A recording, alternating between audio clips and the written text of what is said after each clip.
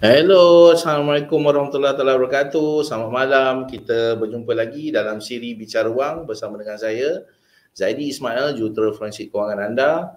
Malam Sabtu, malam Minggu, 25 hari bulan September 2021. Alhamdulillah, saya harap semua sihat walafiat, terpelihara daripada bala bencana, terpelihara daripada wabak dan sebagainya lah. Okey, so kita ada tajuk yang istimewa jugalah pada malam ni. Saya dah lama cuba dapatkan tetamu undangan kita pada malam ni. Agak susah juga nak dapatkan jadual beliau satu. Kita dah pernah usahakan sebelum ni, tapi atas masalah teknikal dan sebagainya kita tak dapat nak dapatkan beliau lah. Tapi insyaAllah pada malam ni beliau akan bersama dengan kita, sama-sama berkongsi pengalaman daripada blacklist, movelist dan bagaimana untuk bangkit semula. Okay, so insyaAllah sementara nanti kita akan, saya akan panggil tetamu untuk masuk ke studio. Tapi sebelum tu macam biasalah, saya nak minta pada hadirin hadirat sekian, sila like, sila share video kita pada malam ni. Kalau boleh live ni kita nak share sebanyak yang boleh supaya kita juga dapat bantu insan-insan lain di luar sana yang mungkin perlukan ilmu ataupun perkongsian kita pada malam ni. Kita tak tahu kan, ada mungkin di luar sana yang tengah blacklist atau movelist, ataupun kalau tidak pun begitu, sekurang-kurangnya dapat jugalah menambah ilmu pengetahuan tentang pengurusan kewangan, bagaimana untuk meningkatkan kewangan anda dan sebagainya. Okay, so saya minta tu je. So sebelum tu saya shout out dulu kepada yang dah ada secara rambang lah. Okay, daripada Cik Simuro, Assalamualaikum. Apa khabar? Cik Saidi, Assalamualaikum, Waalaikumsalam warahmatullahi. Okey, sama-sama saya cuba sedaya upaya saya untuk berkongsi sebanyak yang boleh bersama dengan peserta semualah. Okey, daripada Puan Rafiah Rahmat, terima kasih kerana sudi bersama dengan kita pada malam ni. Okey, so macam saya katakan tadi, tolong share, tolong like live kita pada malam ni. Okey, sebelum saya jemput tetamu bersama dengan kita, okey, tolong share banyak-banyak. Okey, so tekan je butang share tu. Bagi mereka yang berada di YouTube, kalau belum lagi subscribe, tolong subscribe channel YouTube saya dan tekan butang notifikasi, butang loceng tu, supaya nanti bila saya ada siri live seperti ini, anda senang nak dapat notifikasi. Okay, so sama juga yang berada di Facebook Urus Insan. Okay, sila share, sila klik butang like dan komen sedikit sebanyak. Okay, so kita ada tajuk yang agak istimewa pada malam ni.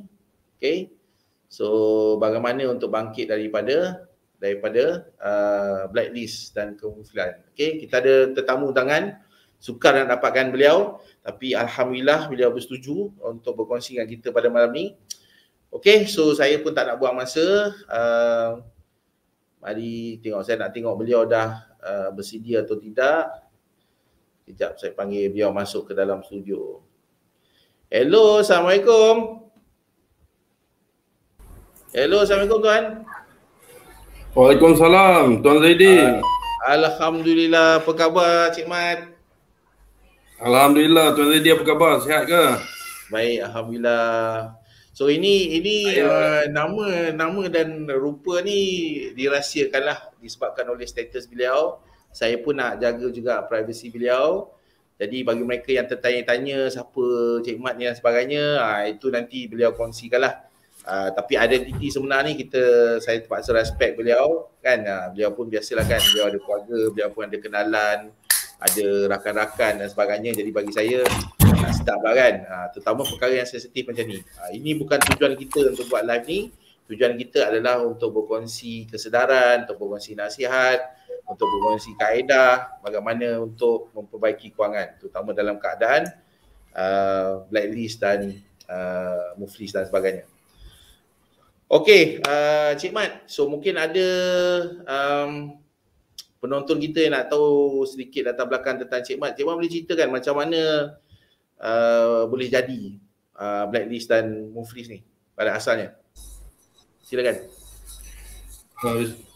Bismillahirrahmanirrahim. Terlebih dahulu saya minta maaf banyak-banyak lah dekat Tuan Zaidi sebab kekangan yang berlaku.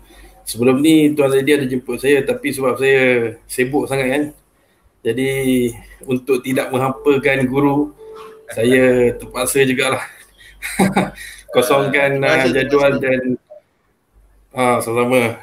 Okay, saya direct to the point lah. Okay, saya tuan-tuan perempuan boleh panggil saya Mat lah.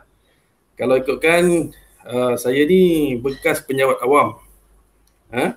Bekas penjawat awam grade A. Lepas tu saya berkhidmat tak lama, dalam lebih kurang 5 tahun dalam government servant. Lalu saya berhenti untuk bina bisnes sendiri. Lepas tu saya ada menyertai satu skim cepat kaya. Sekarang ni status saya muflis dan sedang bekerja di sektor swasta. So masa kejadian tu berlaku dah berapa tahun dah, Cik Mat? Kejadian ni berlaku lebih kurang 7 tahun yang sudah, Tuan Zaidi. 7 tahun Betul, 7 tahun. Masa berlaku tu struggle lah. Masa mula-mula terjadinya Blacklist dan Kemulisan. Oh betul. Kalau bab cerita susah tu, orang kata semua dah rasa lah Tuan Zaidi. Dari segi keluarga, kecaman daripada keluarga, kawan-kawan, daripada rakan sekerja, hidup ni up and down, duit tak cukup, kereta nak kena tarik, komitmen tinggi. Tapi alhamdulillah lah, hutang pun banyak. Alhamdulillah kan hutang banyak hutang banyak. Kalau saya boleh kongsi Tuan Zaidi, hutang saya pada waktu tu berjumlah lebih kurang 3.5 juta. 3.5 juta. Betul. Daripada penjawat awam yang kerja stabil, kemudian mula berniaga, and then terjebak pula dengan skim cepat kaya. Jadi dua-dua tu datang sekali lah. Yang skim kena tipu dengan skim cepat kaya pun ada, yang perniagaan jatuh pun ada juga, sekali jalan. Betul, semua henyak sekali. Jadi yang bab hutang ni sebenarnya hutang perniagaan ke, hutang orang ke, hutang apa yang menjadikan boleh muflis ni? Dia sebenarnya macam ni, Tuan Zaidi. Saya ada hutang perniagaan yang pertama. Yang kedua, hutang yang saya buat sendiri. Dan yang ketiga, hutang yang orang melabur dekat saya dan saya terpaksa pikul. Tapi kalau saya sendiri, hutang saya lebih kurang 500,000. 3 hutang Betul, 3 hentam semua. Hentam semua. Hutang berniaga pun kena, hutang peribadi, personal loan pun kena, hutang dengan orang pun kena. Betul. Kalau bab hutang ni Tuan, hutang credit card 2. Hutang personal loan ada 3. Hutang hire purchase. Saya dulu, saya ni kaki motor. Saya ada motor beberapa besar biji. Lah, Betul. Semua 1000cc ke atas. Kita tak main kecil-kecil waktu tu. Ada. Lepas tu kereta mewah Tuan. Semua orang kata tak boleh kalah lah.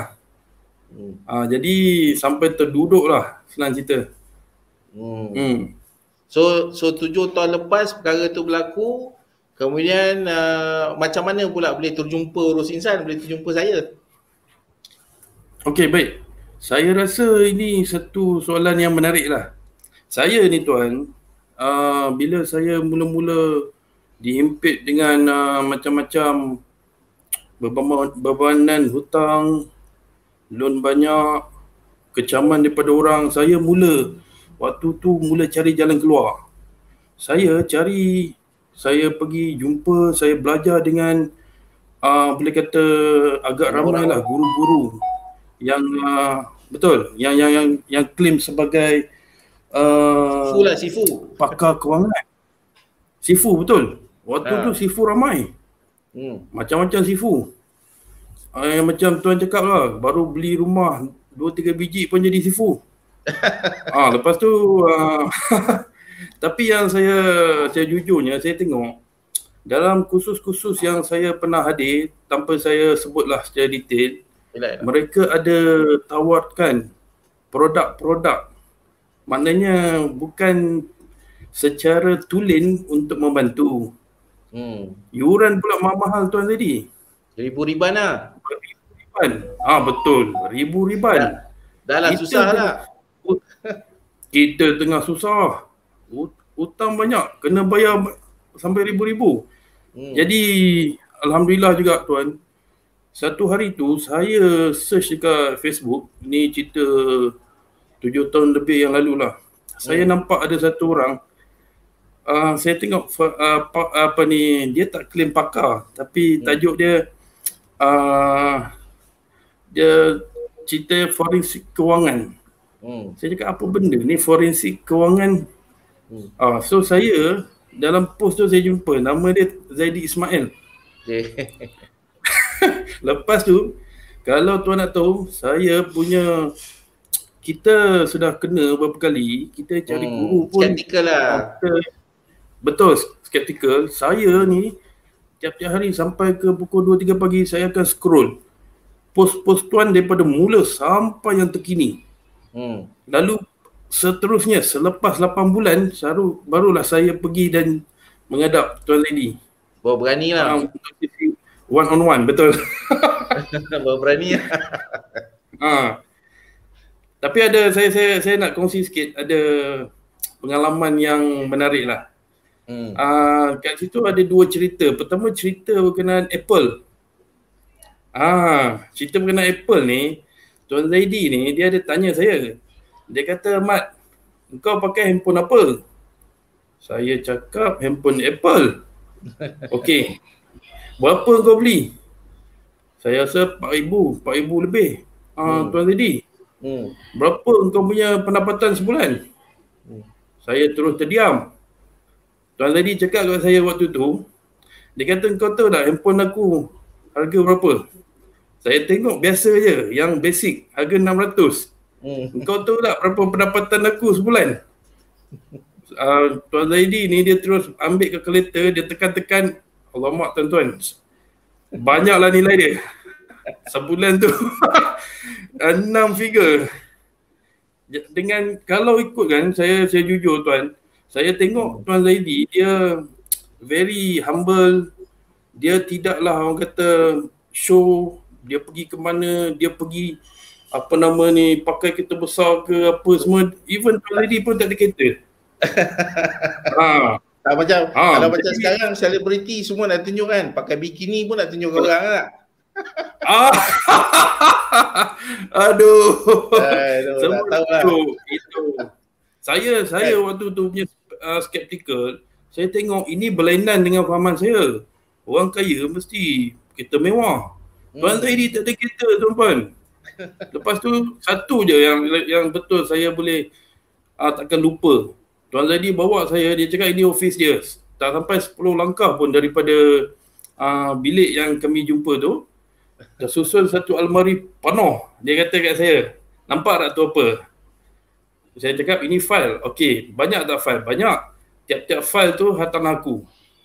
Saya terdiam. Saya faham itu untuk menaikkan semangat saya sebab waktu tu Tuan Zaidi, kita bila dah hutang banyak ni, kita punya hantaran ni atas bawah kiri kanan, kita moral memang cukup down.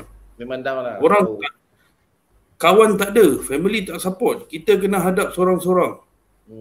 Itu memang teruk. Jadi kalau bab susah ni, orang kata saya dah lali lah tuan.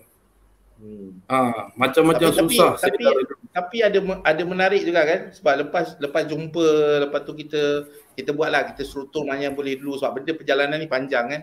So kita struktur mana dulu. Tapi masa tengah sengkit tu sempat juga kahwin lah. Itulah benda dia tuan. Orang kata jodoh kan. Time masa tu lah susah, time masa tu lah muflis, time masa tu lah tengah down, time masa tu jugalah boleh sempat kahwin. Lepas tu boleh tak lama lepas tu ada dapat Jaya Mata pula. Sesi kedua saya bawa. Alhamdulillah sesi kedua saya bawa anak saya yang baru habis pantang dengan saya punya pasangan.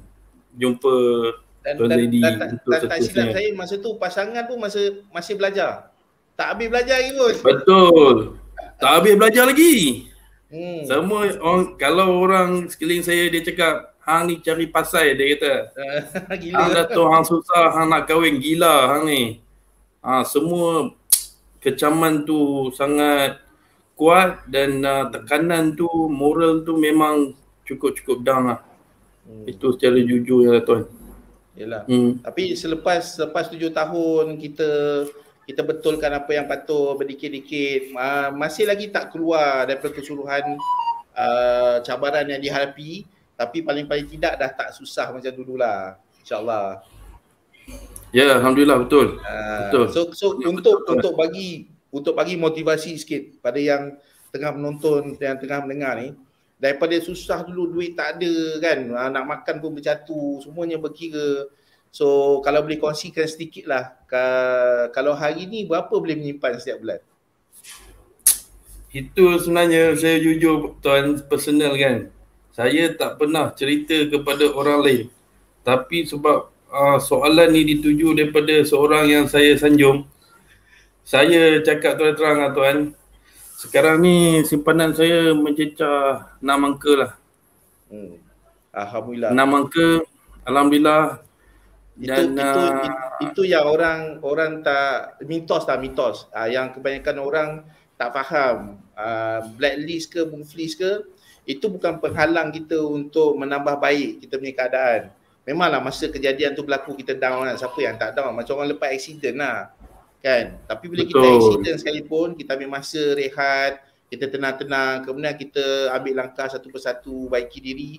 Lama-lama kan kita sakit kaki pun lama-lama sembuh, boleh berjalan balik sebagai contoh. Kalau luka pun lama-lama kering kan.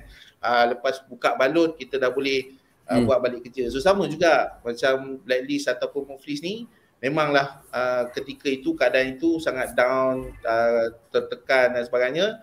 Tapi kalau kita melayan perasaan tu, kita tak boleh keluar daripada masalah tersebut. So satu yang saya juga respect, macam Cik Mat, at least Cik Mat berusaha juga untuk cari solusi.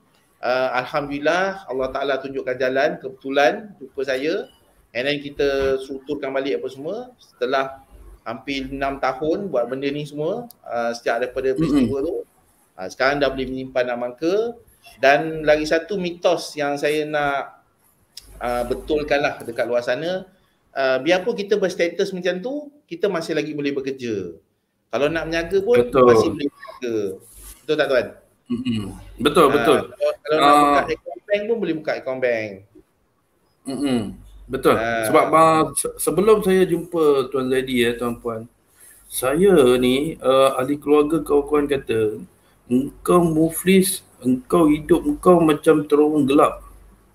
Dah tak boleh buat apa-apa. Kerja tak boleh, beli rumah tak boleh. Bank pun tak boleh buka. Saya kira serabut sungguh waktu tu tuan. Tapi untuk saya kongsikan, sehingga kini walaupun sudah alhamdulillah berstatus muflis, saya sudah memiliki 2 biji hartanah dengan bantuan Tuan Zaidi. Dan So dengar yang tengah menonton ni dengar, biarpun berstatus blacklist atau muflis, memiliki 2 hartanah. Lagi satu tuan. Mungkin kat luar sana orang tak percaya. Boleh ke? Kata muflis mana boleh beli. Betul. Saya ni tengah tunggu untuk proses hartanah yang ke-3, 4 dan ke-5. Dan simpanan alhamdulillah ada 6 angka dan sudah memiliki kenderaan 4 biji secara cash lah. Alhamdulillah. Alhamdulillah. Dengan bantuan Tuan Zaidi. Boleh, itu kita buat sama-sama lah. Kan, so tak boleh macam semuanya saya lah, sebagai contoh. Sebab saya boleh tunjukkan jalan, kan, saya boleh berkongsi panduan, tapi kalau peserta saya tak ambil tindakan pun tak guna juga, betul tak Tuan?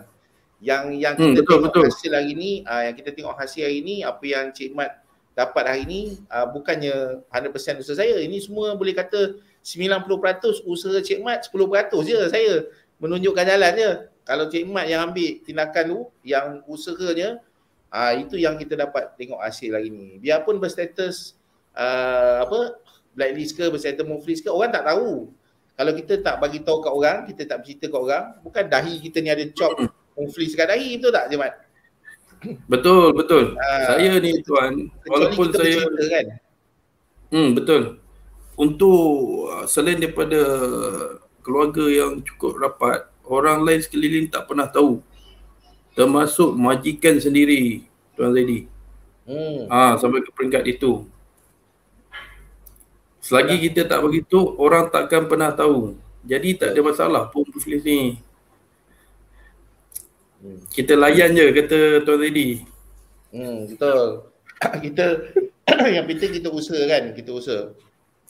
Okey, so kita ada soalan sikit daripada para penonton. Mungkin kita boleh jawab sikit lah yang berkenaan dengan blacklist dan kemuflisan ni. Okey, kita tengok apa soalan diorang dan kita tengok boleh kita bantu diorang atau tidak. So kita ada soalan pertama daripada Cik F1. Dia kata, saya dah lama nak tanya ni, kalau muflis dan memang tak mampu bayar, adakah dia akan kekal selamanya muflis atau suatu hari nanti dia boleh keluar dari status tu? F1, terima kasih atas soalan tu F1. Sebenarnya muflis ni, kita dalam akta kebankrapan ni, dia maksimum 10 tahun saja. Yang terbaru ada akta tapi masih dalam orang kata belum diluluskan lah dekat parlimen tengah bincang.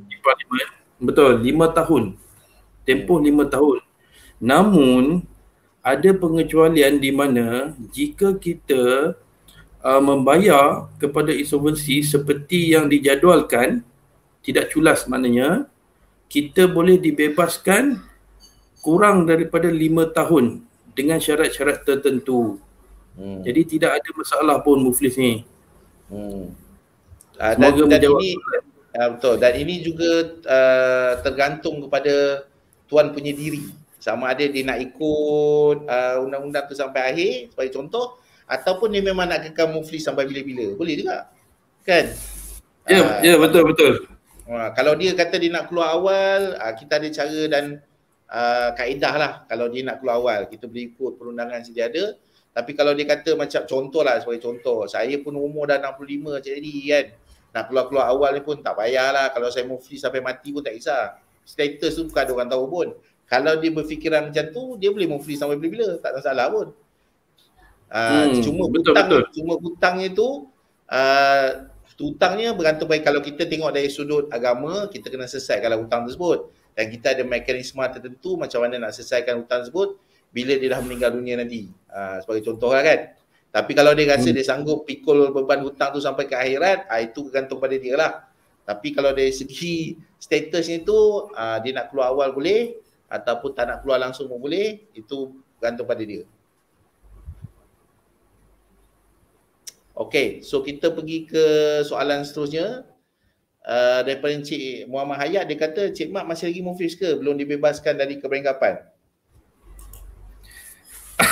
Soalan ni, terima kasih Encik Hayat.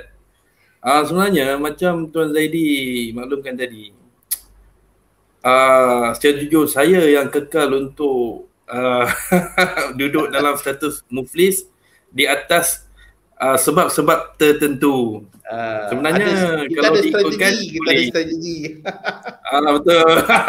Tapi kalau Tuan Hayat nak tahu, kena belajar dengan Tuan Zaidi. Itu saja pesan saya. Tuan Zaidi je yang boleh pucukkan rahsia ni. Saya sebagai anak murid, saya tidak layak untuk beritahu rahsia ni. Okey, so kita ada soalan seterusnya, bukan soalan kot, mungkin pernyataan daripada Cik Muhammad Farhan. Dia kata, betul ke time kita move dan exist, masa ni lah baru kita kenal siapa sahabat, siapa family kita? Terima kasih Tuan Farhan. Soalan ni memang tepat. Nah, jawapan saya betul. Waktu tu baru kita tahu sahabat sejati kita. Mana yang baik dengan kita, yang kalau ada keluarga kita pun waktu tu kalau kita muflis, dia orang tak hiraukan kita. Kawan-kawan yang selalu lepak dengan kita waktu kita muflis, dia tidak bantu. Jadi saya berpegang kepada satu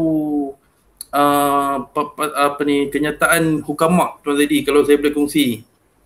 Sayyidina Ali kata, kamu ramai kawan, tapi siapa sebenarnya kawan kamu yang sejati ataupun sahabat karib kamu? Tunggu waktu kamu susah, lebih kurang macam tu. Betul. Betul. Saya setuju. Itulah baru kita nak tahu kan. Sangat betul Tuan. Okay. Alright, kita ada lagi soalan daripada pertanyaan daripada Tuan Rudianto Edi. Dia kata, menarik perkongsian ni, saya ada soalan. Macam mana Tuan lepas jatuh dan bangkit semula hingga boleh saving 6 angka? Apa tindakan Tuan, contoh berniaga atau kerja macam biasa pada masa sama jaga cash flow. So soalan dia macam mana bangkit semula lepas situasi macam tu. Okey. Tuan Edi, secara teknikal mungkin saya tak boleh kongsikan kat sini lah, akan masa yang panjang. Jadi kalau ikutkan sejarah jatuh turun saya pegawai kerajaan grade A. Saya berhenti untuk buat perniagaan. Ditipu sahabat perkongsian, rakan kongsi saya sendiri. Lepas tu saya cuba untuk menjadi kaya semula dengan masuk skim cepat kaya. Lalu bila dalam masa banyak hutang, saya buat bisnes lagi. Alhamdulillah lingkup. Lepas tu saya ada cuba macam-macam lagi. Alhamdulillah lingkup juga. Jadi sebenarnya kalau secara teknikal benda ni boleh belajar. Tetapi yang paling penting sebenarnya yang perkara yang kita kena tackle ni ialah emosi kita. Macam Tuan Zadi selalu cakap, emosi kita. Kita ni bukan senang terlalu lama lah. Betul, jangan layan. Kita kena cari solution, cari orang yang pakar untuk bantu. Kalau kita dah lama buat tak jadi, mesti ada something wrong. Macam Tuan Zadi selalu cakap. Jadi kita kena cari orang yang boleh pegang tangan kita, keluarkan kita daripada masalah tu. Macam itulah jawapan saya. Kalau saya tambah sedikit dalam kes Cik Mat ni, Cik Mat dia tak berniaga. Selepas apa yang telah berlaku, saya minta beliau fokus pada kerjaya. Sebabkan dah cuba beberapa perniagaan dan kelihatan seperti kurang berbakat di situlah, senang cakap. Jadi daripada kita terus buang masa, jadi saya minta beliau fokus pada kerjaya. Alhamdulillah beliau mula bekerja balik macam biasa, kerja makan gaji lah. Biarpun dalam status macam tu, saya kerja makan gaji dan perlahan-lahan bertahan dan perbetulkan kewangan daripada masa ke semasa. Itu daripada sudut beliau. Dan macam saya nyatakan tadi pada awal tadi, ketika beliau mula berumah tangga tu, isteri beliau masih lagi belajar. Jadi bila isteri dah tamat pengajian, dah mula bekerja, lepas tu buat benda ni sama-sama, jadi dekat situlah ada sokongan dan dokongan daripada pasangan. And slowly but surely keluarlah kan, daripada tak boleh menyimpan kepada boleh menyimpan, daripada simpan sikit-sikit dapat simpan banyak, daripada tak ada harta boleh ada harta. Ada perlahan-lahan journey tu akan berterusan. Cuma macam yang Cik Mat katakan tadi, sama ada nak keluar atau tidak daripada kemufisan ni, kita ada strategi kita. Dan sampai masa nanti kita akan buat keputusan, nak kekal pun boleh, nak keluar pun boleh, dan tengok kita keadaan macam mana. Tapi buat masa sekarang, ada beberapa perkara yang perlu dicapai terlebih dahulu. Selepas kita capai target kita tu, dan kita boleh decide sama ada nak keluar dan sebagainya. Tapi secara ringkas, benda ni boleh dilakukan oleh sesiapa sajalah, sama ada dia nak atau tidak, dia sanggup tidak. Kalau dia layan perasaan lama-lama, memang susah lah. Betul. Alright, so kita apa lagi ada tak soalan lain?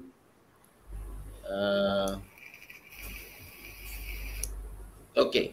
Ini ada soalan daripada Cik ataupun Jalilah Hassan. Cik Mat boleh kongsikan step awal bangkit ke KPK, susun semula pembayaran, modal awal berniaga dari mana atau makan gaji semula. Ini saya dah jawab. Tapi dalam kes Cik Mat ni beliau tak boleh pergi ke KPK sebab masa tu dah situasi dah teruk dan memang dijatuhkan hukum lah senang kata. And kita kena ambil langkah drastik untuk betulkan kewangan untuk hidup dulu dengan kata lain. So lepas tu dah cash flow dah okey, kewangan dah boleh okey sikit, and Cik Mat dia fokus pada kerjaya dia, bekerja makan gaji balik, and slowly daripada situ bangkit semula lah, insyaAllah. Okay. Dan ini saya rasa ada soalan teknikal. Ini menarik sikit daripada Cik Ifwan. Dia tanya kalau kita makan gaji, insolvency akan ambil 90% gaji kita dan hanya 10% gaji kita untuk kita sebab nak kena bayar hutang. Ini mitos ke betul? Terima kasih Cik F1. Saya kena jawab soalan ni. Soalan ni memang saya rasa ramai orang tanya. Ramai orang tanya benda ni. Betul tadi. Dia takut kalau muflis tak boleh makan. Gaji dia habis, kerajaan ambil.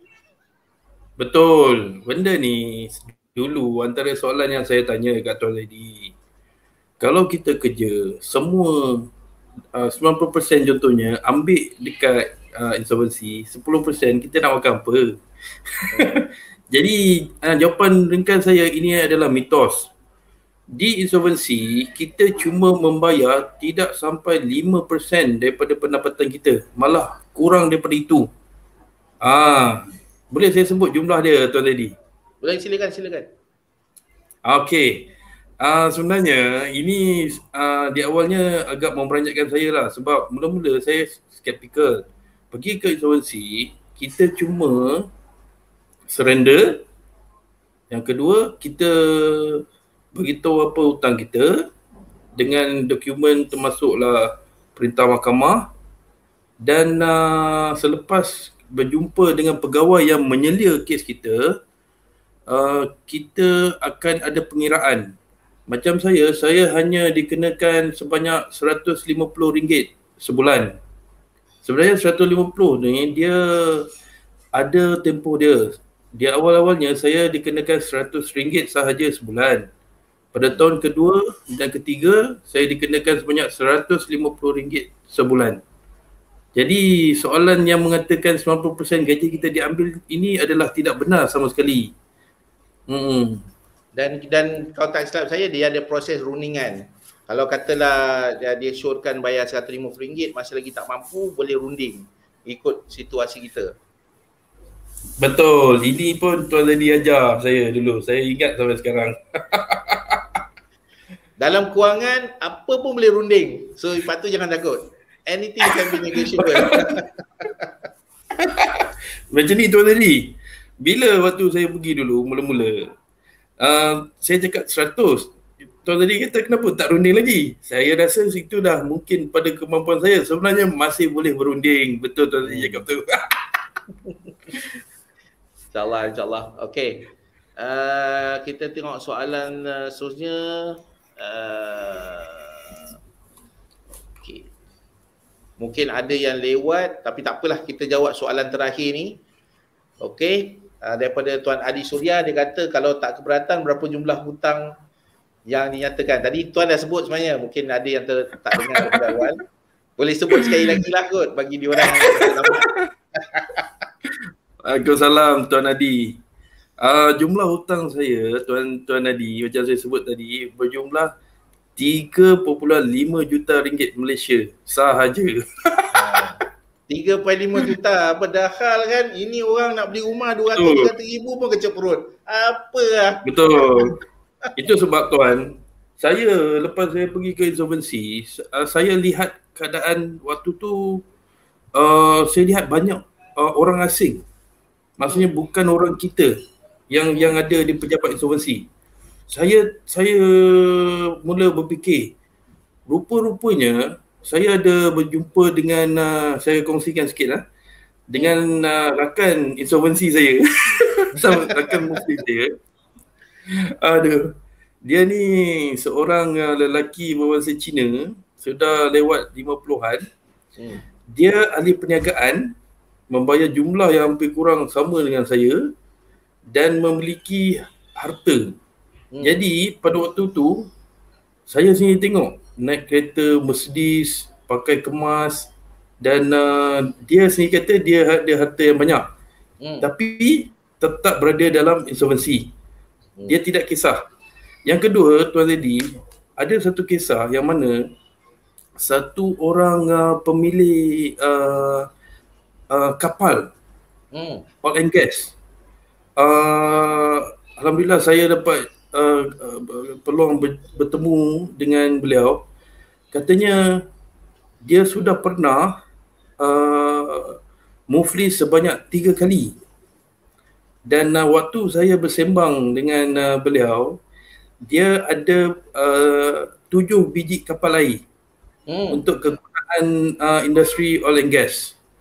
Jadi dia pada waktu tu saya memang yakin betul lah yang katanya semua kata-kata orang ni sebenarnya tidak betul. Kita perlu rujuk pada pakar. Dia orang yang bercakap ni pun bukan pernah muflis pun. Betul. Betul tuan, nak tanya kena tanya orang yang pernah muflis dan sedang muflis baru betul. Kita jangan dengar cakap orang. Betul. Orang akan menakut-nakutkan kita. Okay, so ada lagi yang bertanya ni. Okay, tak apalah, kita layan sikit aja lagi. Mungkin ni relevan kepada penjawat awam. Cik Samsul bertanya, adakah dikenakan tata tertib bila seorang penjawat awam dikenakan dijatuhkan kemuflisan? Yang setahu saya, terima kasihlah Tuan Samsul bertanya. Selagi mana kita tidak beritahu status kita, tidak ada tindakan yang akan dikenakan.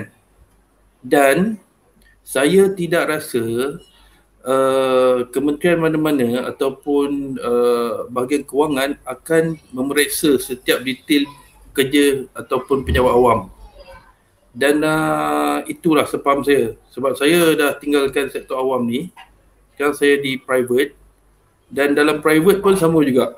Keadaan yang sama. Even ada yang saya ada beberapa orang saya nak tambah sikit lah pasal berkenaan dengan soalan ni. Kalau kita tak terlibat dalam sektor kewangan, maksudnya kalau kita bukan accountant, kita bukan kerani account, kita bukan orang yang terlibat dalam kewangan lah, bukan kena-mengena dengan kewangan syarikat, sama ada apa jua peringkat. So kita sebenarnya tak ada isu pun kalau kita muflis. Tapi kalau kita terlibat dalam sektor kewangan, contoh kita kerja dekat bank dan kita jaga counter bank atau kita jadi personal banker. Kalau dekat kerajaan tu kita kerja dekat Kementerian Kewangan dalam bahagian kewangan lah dengan kata lain, ataupun mungkin di jabatan ataupun di kementerian lain tapi di department kewangan. Okay? So itu kita akan dikenakan tindakan lah. So dan itu juga bergantung sama ada kita boleh ditukarkan ke bahagian lain yang tak ada kena-mena dengan kewangan. Ini disebabkan oleh dia nak mengurangkan risiko pecah amanah. Sebab ditakuti bila berada dalam situasi blacklist ataupun muflis ni, kita tak tahu stability emosi individu tersebut. So kadang-kadang dia rasa tertekan sebabkan dia blacklist atau muflis, dia nak selesaikan hutang dia cepat, dia pecah amanah. Itu yang cuba dielakkan lah. Tapi kalau kita bukan bekerja dalam sektor tersebut, tak ada kena-mengena dengan kewangan, tak ada kena-mengena dengan tender sebagai contoh, tak ada sebab orang nak rasuah kita, dengan kata lain posisi kita tu bukan posisi yang penting untuk dirasuah dan sebagainya, kita tak dikenakan apa-apa pun. Dan kalau pun posisi tu penting, kita boleh minta untuk ditukarkan kepada bahagian lain yang tak ada kena-mengena dengan kewangan lah, dengan kata lain. Okay? Betul. Alright. Okay, ini soalan terakhir. Saya dah sebut terakhir dah 2 kali ni. So memang ni soalan final lah. Okey, daripada Cik tadi ini pun selalu ditanya. Adakah segala harta yang dimiliki sebelum ini akan disita oleh pihak insolvensi dan adakah harta tanah yang dimiliki sekarang menggunakan nama pasangan? Terima kasih Tuan Ghazali. Segala harta yang dimiliki, okey. Sebenarnya benda teknikal ni macam saya cakap, Tuan kena berguru dengan Tuan Lady. Itu jawapan pertama saya. Yang kedua, soalan seterusnya, adakah tanah yang dimiliki sekarang menggunakan nama pasangan? Itu adalah salah satu teknik. Saya sebut salah satu teknik yang saya boleh kongsikan. Ada beberapa kaedah lain yang kita boleh memiliki harta kita sendiri, Tuan. Itu Tuan kena belajar dengan Tuan Zaini. Itu jawapan ringkas saya. Dari segi teknikalnya, penyitaan ni dia bergantung pada keadaan. Bukan semua perkara perlu disita. Kalau ianya melibatkan pihak ketiga sebagai contoh macam kita ada memiliki hartanah, nama tu bersama dengan pasangan sebagai contoh. So hartanah macam tu, harta macam tu dia tak boleh nak sita sebab itu bukannya hak milik kita seorang sebagai contoh lah. Dan dia tengok juga jenis harta kalau nak disita pun. Jadi berkena ni kena berurusan dengan insolvensi dan tengok kes. Dia bukan macam buku rata. Semua benda nak kena sita, semua benda dia nak lelong. Tak ada lah, bukan macam tu. Okey, ni bukannya undang-undang California ni kan. So dia adalah dia punya step. Jadi kena bergantung pada keadaan dan situasi, dan daripada situlah baru dibuat peraturan sama ada berlaku penyitaan atau lelongan dan sebagainya. Tapi dalam keadaan biasanya tidaklah. Terutama kalau kemuflisan tu tak ada kena dengan harta tersebut. Saya bagi contoh macam ni. Kita katalah kita ambil personal loan, kita tak boleh bayar personal loan, kita dimufliskan. Tapi kita ada harta lain, katalah kita ada hartanah. So hartanah kita tu takkan disita untuk menyelesaikan personal loan sebab personal loan tu tak ada kena-mena dengan hartanah tersebut. Tapi sebagai contoh, kalau katalah kita ambil loan untuk beli hartanah sebagai contoh, dan kita tak mampu bayar, dan hartanah tersebut akan dilelong untuk menyelesaikan hutang hartanah tersebut. So harta yang disita atau dilelong ni mesti ada kena-mena dengan kemuflisan tersebut. Kalau ianya bukan disebabkan oleh kemuflisan tersebut, selalunya kita tak ianya tidak disentuh lah, dengan kata lain. Okey, dia ada beberapa senario, jadi kena tengok keadaan dan situasi. Okey Tuan. So saya ucapkan terima kasih kepada Tuan kerana sudi hadir bersama dengan saya pada malam ni. Jadi sebelum kita mengakhiri segmen ni, sebelum saya masuk segmen soal jawab kewangan selepas ni, Tuan ada kata-kata terakhir yang nak dinyampaikan pada penonton kita pada malam ni? Mungkin sedikit nasihat ataupun motivasi ke pada mereka yang tengah down ni? Baik. Yang pertama, kalau saya boleh kongsi, kita kena ada persefahaman dengan pasangan. Kita kena terus terang dengan pasangan apa keadaan kita sekarang. Itu nombor satu. Biar ada orang kata frekuensi yang sama. Kita tahu kat mana letak duduk kita. Kita tak boleh jadi macam dulu. Mungkin dulu tuan-tuan yang muflis mewah macam saya. Sangat mewah Tuan. Jadi kita kena kurangkan kita punya cara hidup. Itu yang pertama. Yang kedua, tuan-tuan, kalau boleh rakaman ni tuan-tuan kena share kepada ramai orang lah. Sebab saya daripada soalan yang Tuan Zaidi kemukakan tadi, kita boleh tengok banyak mitos dan kenyataan statement yang tidak betul. Jadi tuan-tuan, kalau tuan-tuan tak faham, tuan-tuan kena pertama berguru dengan Tuan Zaidi. Saya macam saya sebut tadi, saya dah cari banyak guru. Alhamdulillah saya jumpa dengan Tuan Zaidi dan kekal dengan Tuan Zaidi, insya-Allah. Itu yang kedua. Yang ketiga, kalau boleh macam Tuan Zaidi cakap, emosi ni kena kawal lah. Kita akan down, sehingga kan kalau masalah duit, boleh kita katakan muflis ni peringkat yang paling teruk dalam status kewangan. Jadi kita kalau kita tidak orang kata dalam keadaan yang dikawal, macam-macam perkara tidak elok boleh berlaku. Mungkin kalau orang yang bukan Islam mungkin boleh ada kejadian bunuh diri macam kita tengok COVID dan muflis. Masalah penyakit mental. Itu yang pertama. Mungkin boleh jadi masalah bunuh, perceraian, putus silaturahim. Itu satu perkara yang saya agak memang respect Cik Mat lah. Macam saya sebutkan pada awal tadi kan, orang lain kalau dalam situasi macam Cik Mat ni, Cik Mat kalau penonton perasan kan, kita buat lawak, dia gelak, dia kalau orang tengok dia memang happy, memang tak nampak macam ada masalah, tapi dekat belakang yang menangis Allah hanya Tuhan dia yang tahu. Kan, tapi dia gelak, betul, dia semua kan. Dan macam saya sebutkan tadi, when you punya emosi tu very high, bila you punya keyakinan tu tinggi kan, terutama keyakinan kita pada Allah Ta'ala kan. So Cik Mat dalam keadaan tengah down masa tu, tengah sengkit dan sebagainya, dia boleh kahwin, dia selamba je. Dia kahwin, dia buat anak, dia buat family. Orang lain kalau dalam keadaan yang sama dah bercerai-berai lah, dah bergaduh, dah melayang lah tepikan mangkuk semua kan. Dia tak, dia boleh buat keluarga baru dah. Alhamdulillah kekal sampai hari ni. Kan, dah berapa orang tuan? Dah masuk 3 kan? Tak ada apa-apa. Ada nak masuk 5 tuan. Dah masuk 5? Maju.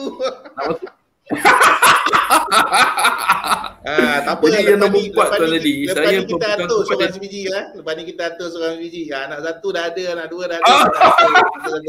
Tak ada masalah, insyaAllah. Itu yang jadi 5 tu tuan. Kan? Dan saya just sebagai high note lah, sebagai penutup ni, saya just nak kongsikan something. Mungkin tuan Cik Mat tak mention, tapi saya mention kat sini sebagai motivasi, sebagai galakan pada yang lain.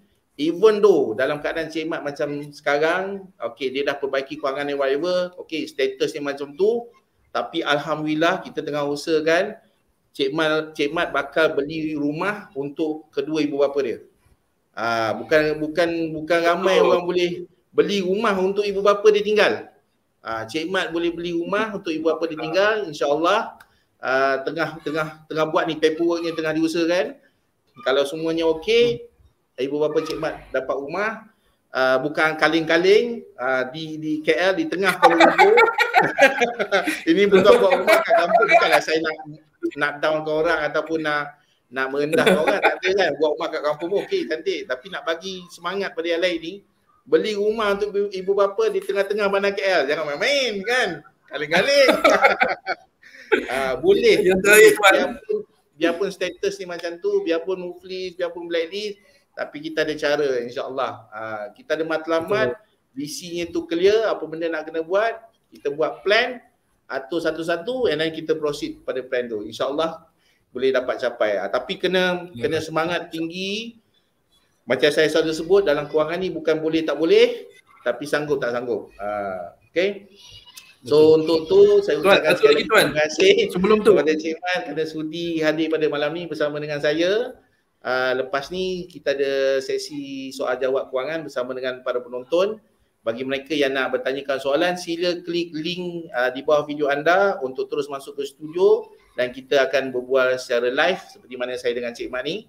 Okey, jadi boleh klik link tersebut sekarang kalau ada soalan untuk dipertanyakan sebentar nanti. Okey. So terima kasih banyak-banyak Cik Mat. So kata-kata terakhir sebelum kita tuan tadi. Ya saya. Sebelum tu saya nak cakap last word saya. Silakan. Belajar dengan tuan tadi, layankan dan pakai elakkan 4 perkataan ni. Dengar apa orang kata. Jangan dengar apa orang kata. Macam tu. 4 perkataan yang membunuh impian. Apa orang lain kata. Apa orang lain kata, betul. Lepas tu kalau boleh petikan dari satu hukama, katanya kita boleh sedih dan kecewa, tapi kita tidak boleh berputus asa. Betul. Sebab orang mukmin tidak berputus asa. Dan dengan itu saya mengucapkan ribuan terima kasih kepada Tuan Zaidi atas semua Sama-sama. jasa yang saya tidak dapat saya balas. Semoga Tuan Zaidi dan isteri diberikan kesihatan yang baik, dipermudahkan segala InsyaAllah. urusan dan tetap dilindungi Allah. Saya Amin, sangat amin. beruntunglah sebab diberikan seorang guru lah yang banyak bantu saya. Daripada dulu saya susah sampai sekarang saya memiliki harta yang banyak. Terima kasih Tuan Zaidi. Semoga Allah Sama-sama, merahmatilah insyaAllah. Tuan Zaidi. Kalau kita ada rezeki, kita bersua lagi. Okey. Assalamualaikum InsyaAllah. Tuan. Terima kasih Tuan Zaidi. Waalaikumsalam. Assalamualaikum. Assalamualaikum. Bye. Okey, itu dia tadi Cik Mat dari Kuala Lumpur.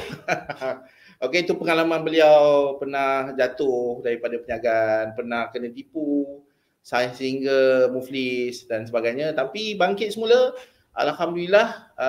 Dan beliau berkongsi tadi pengalaman beliau dan insya-Allah sebab kita strukturkan beliau kembali. Okey, biarpun dalam berstatus macam tu, macam saya sebutkan tadi, boleh juga kumpul harta, boleh buat simpanan yang banyak, dan baru-baru ni alhamdulillah kita tengah usahakan untuk beliau beli rumah untuk ibu bapa dia beliau. Okey. Alright, so kita buka segmen soal jawab kewangan. Okey. Sekejap saya kena keluarkan ni dulu. Okey. Alright. So kita ada segmen soal jawab kewangan. Kita tengok ada pemanggil ke tidak. Kita mula dengan hello, Assalamualaikum Cik Iskandar. Assalamualaikum. Ya saya, Hello, apa khabar malam ni? Sihat Alhamdulillah. Ini dah 2 kali saya ikuti live dengan Cik Zaidi. Tadi lewat sikit. Apa pada apa cerita kita malam ni? Okay, yang sangat minggu lepas tu insyaAllah kita akan cuba praktikkan lah sebab saya tak sempat pergi jumpa band. Tapi insyaAllah dalam week lah saya try jumpa yang cadangan apa ni yang kita nak buat pembayaran pokok tu kan. Cuma nak tanya ini saya soal dalam Facebook lah. Cuma nak pendapat. Sekarang ni saya bekerja di sebuah organisasi swasta. So kalau macam saya dengar tadi banyak yang Cik Zaidi bagi tahu, dan lepas tu Cik Mat lah daripada orang yang muflis berjaya ada hartanah sendiri, kebebasan kewangan lah. So jadi kalau macam saya ni bahas saya kalau boleh tu nak sahabat mempunyai jadi apa Cik Tuan Iskandar dia putus-putus lah, saya tak berapa jelas tadi. Mungkin Tuan Iskandar boleh turunkan resolution rate kepada low resolution. Takut internet tu data tu tak telus, mungkin boleh pergi ke setting untuk cam mic tu, pilih advance, pilih ke resolusi rendah. Alah, terputus pula Tuan Iskandar. Hello Tuan. Hello, dengar tak? Okey. Okey. Tadi saya pakai data ni, saya pakai Unify di rumah. Okey. Baik. Okey, sebab dia tadi putus-putus, dia macam robot bunyi keluar. Okey, baik. Saya nak tanya pandangan. Kalau sekiranya macam contoh saya bekerja di syarikat swasta sekarang. Okey. So jadi berhasrat untuk kalau boleh tu besar awal tetapi mempunyai freedom financial lah, mana kebebasan kewangan lah, macam ada Cik Mat tadi, Cik Zaidi dah alami sekarang ni. So apa pandangan tuan hubung perkara tu? So macam saya kata tadi lah, untuk menuju kepada kebebasan kewangan ni semua orang boleh, bukannya tak boleh, tapi yang menjadi persoalan bagi ramai orang ialah dia tak ada matlamat yang jelas. Bila disebut kebebasan kewangan tu, apa yang dimaksudkan dengan kebebasan kewangan? Itu satu tanda soalan besar lah. Sebab kita perlu tahu angkanya kan, kita perlu tahu keperluan masa kita bersara kalau kita nak bersara awal. Jadi daripada komponen-komponen ni barulah kita boleh buat kiraan, barulah kita boleh tahu sudut mana yang perlu kita perbaiki. dan apa tindakan yang perlu kita buat untuk sama ada menambah pendapatan atau menstabilkan pendapatan atau mengurangkan hutang atau melupuskan hutang dan sebagainya. Dan itu dia multi dimension. Dia bukannya macam hanya daripada satu sudut. Sebab terutama mereka yang berkeluarga, kita juga kena tengok dari sudut keluarga. Kan, contoh anak sekarang umur berapa, bila pula dia pula perlukan bantuan kewangan pula untuk dia further study dan sebagainya. Sama kita kena tengok isteri kita bekerja ke tidak, suri rumah ke, semua perkara ni nak kena tengok. Then baru kita boleh susun betul-betul lah, dengan kata lain. So sama ada boleh dilakukan, benda ni boleh dilakukan. Itu daripada pengalaman saya lebih 15 tahun, insya-Allah boleh buat. Cuma dia terpulang pada peserta lah. Sebab tak semua perkara peserta sanggup lakukan. Kan? Jadi dia punya pengakhiran tu, ataupun kalau kita ambil contoh macam satu pertandingan lah, kan, kalau kita masuk pertandingan, katalah pertandingan lumba lagi, semua orang akan sampai ke garisan penamat. Selagi dia berlari, kalau dia tak boleh berlari, dia berjalan. Kalau tak boleh jalan, dia berdikit-dikit, tak boleh dia merangkak, kan. Selagi dia buat benda tu, akhirnya dia akan sampai dekat garisan penamat. Persoalan dia lah, kalau dia nak nombor 1, nombor 2, nombor 3, apa yang dia sanggup lakukan? Kalau orang lain berlari dan dia merangkak, dia takkan dapat nombor 1, nombor 2, nombor 3. Jadi dia pun kena berlari juga. Dan lepas tu kena tengok sejauh mana kekuatan larian dia untuk dia capai nombor 1, nombor 2, nombor 3. Kalau tak cukup kuat, mungkin jatuh nombor 4 atau nombor 5. Tapi sampai juga ke garisan penamat. So saya boleh bagi analogi ataupun perumpamaan macam tu lah. Tapi insyaAllah boleh dilakukan. Cuma nak kena konsisten. Itulah kalau ikut daripada saya sembang Cik Zaidi ni, banyak Cik Zaidi fokus about the numbers lah. Everything the numbers. Because the numbers first, apa yang you ada sekarang, lepas tu apa matlamat dia. And then macam tadi saya dengar Cik Mat saya rasa bangga lah boleh beli rumah untuk mak ayah kan. So tu benda yang saya dia matlamat dia jelas. Matlamat dia jelas. Dia punya matlamat daripada awal dulu, saya boleh kongsikan matlamat Cik Mat daripada awal dulu, bukan untuk keluar daripada ke bank 8. Bukan untuk keluar daripada kemuflisan, dia tak letak tu sebagai matlamat utama. Matlamat utama dia ketika tu ialah dia nak survive dulu, dia nak hidup, kan masa tu susah. Okey, so kita buat, kita suruh dia boleh hidup. Maknanya cukuplah makan, pakai apa semua. Kemudian matlamat kedua dia sebab dia nak kahwin, macam saya sebutkan tadi. Dalam keadaan susah pun okey, kita rancang dia boleh kahwin.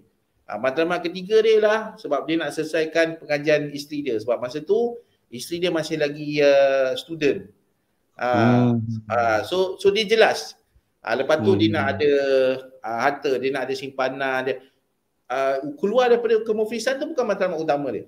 Even macam sekarang kalau tanya dia, saya pun bila kadang bersesi dengan dia, saya tanya, Mat, macam mana nak keluar ke tidak ni? Dia pun belum lagi lah. Dia kata belum lagi. Ni kita nak beli tanah ke-4, ke-5, ke-6 ni kita buat tu dulu. Saya pun bantu dia buat tu dululah. Dalam waktu tu pun dia pun dah letak plan dia. Dia kata dia panggil saya abang lah. Dia kata, bang, ingat dalam 2 tahun nanti nak beli rumah untuk mak ayah. So kita rangka. Alhamdulillah dah masuk tahun ni, dah jumpa pun rumahnya, dah sedang buat paperworknya, cuma nak tunggu perkara-perkara akhir lah, biasalah kan. Nak kena sign sana, sign sini. Once dah settle apa semua, insyaAllah alhamdulillah dapat beli tanah untuk kedua ibu bapa dia lah. Ini sebagai contoh.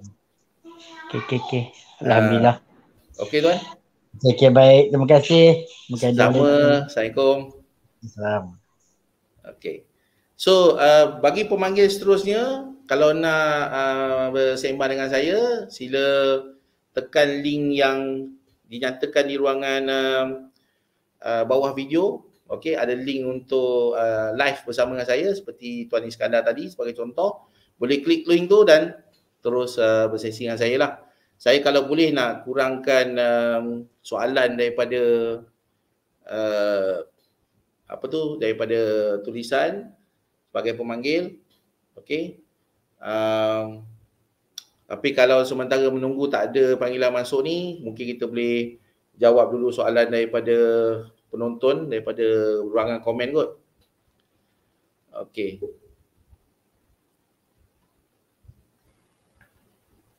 Okey, kita ada pemanggil seterusnya. Okay. Hello, Assalamualaikum Cik Wan. Hello Cik Wan. Hello, Assalamualaikum Tuan Randy. Kita ada pemanggil seterusnya. Waalaikumsalam. Hello, Assalamualaikum Cik Wan. Hello, Waalaikumsalam. Cik Wan boleh tolong offkan mic. Hello, Assalamualaikum Tuan Randy. Kita ada pemanggil seterusnya. Waalaikumsalam. Hello, Assalamualaikum. Cik Wan kalau tengah live dengan saya tolong offkan live satu lagi. Kalau tengok YouTube tolong tutup YouTube, kalau tengah tengok Facebook tolong tutup Facebook sekejap. Kalau tidak nanti dia berganda-ganda. Kan live satu lagi. Oh, Kalau tengok YouTube tolong tutup YouTube.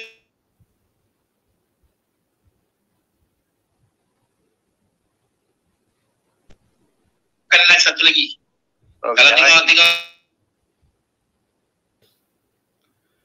Tolong buat tu dulu. Offkan YouTube ataupun offkan Facebook sementara live dengan saya. Saya kena offkan Cik Wan punya mic sekejap.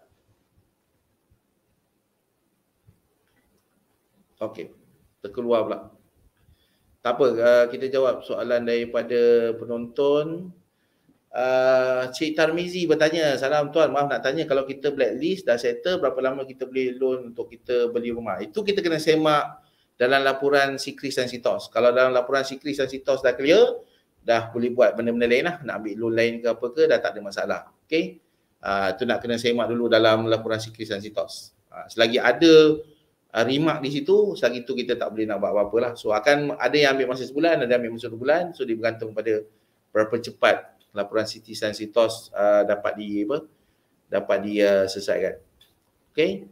So untuk pemanggil seterusnya tolong klik link di bawah video untuk live bersama saya dan pastikan anda offkan YouTube atau mutekan YouTube dengan Facebook kalau nak live dengan saya lah. Okey, takut berganda-ganda. offkan.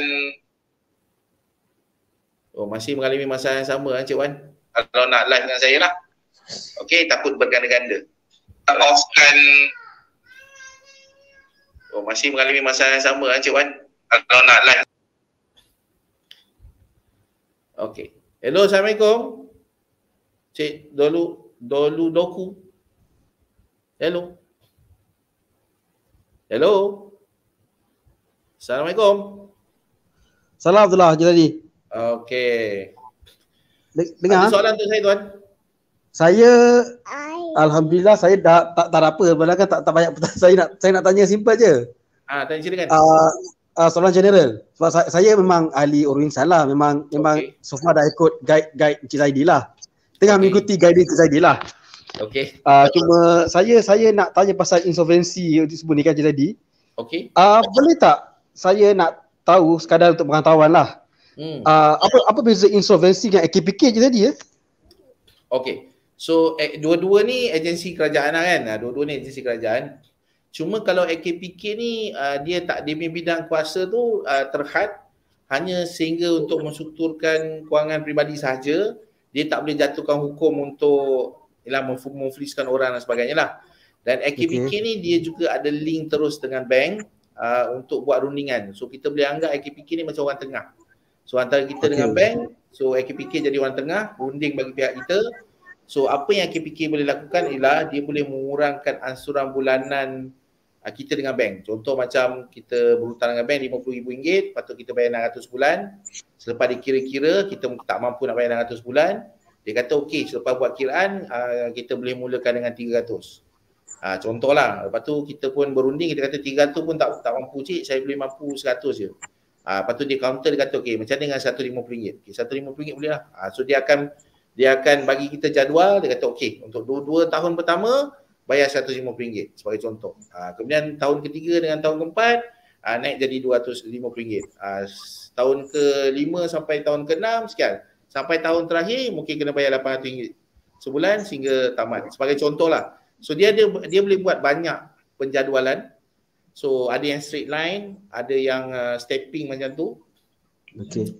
So dia boleh jadi orang tengah lah bagi kita dengan bank. Okay.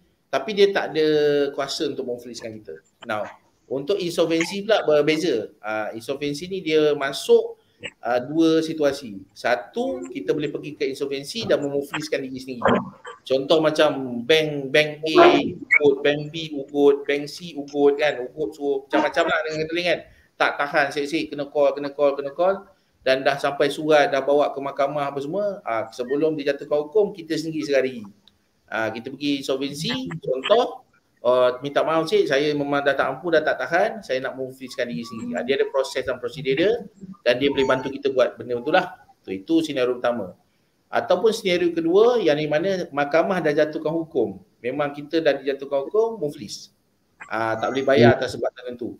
Dia banyak sebab lah. Mungkin orang saman kita, mungkin kita tak boleh bayar duit cukai LSDN kan, kena saman sampai muflis.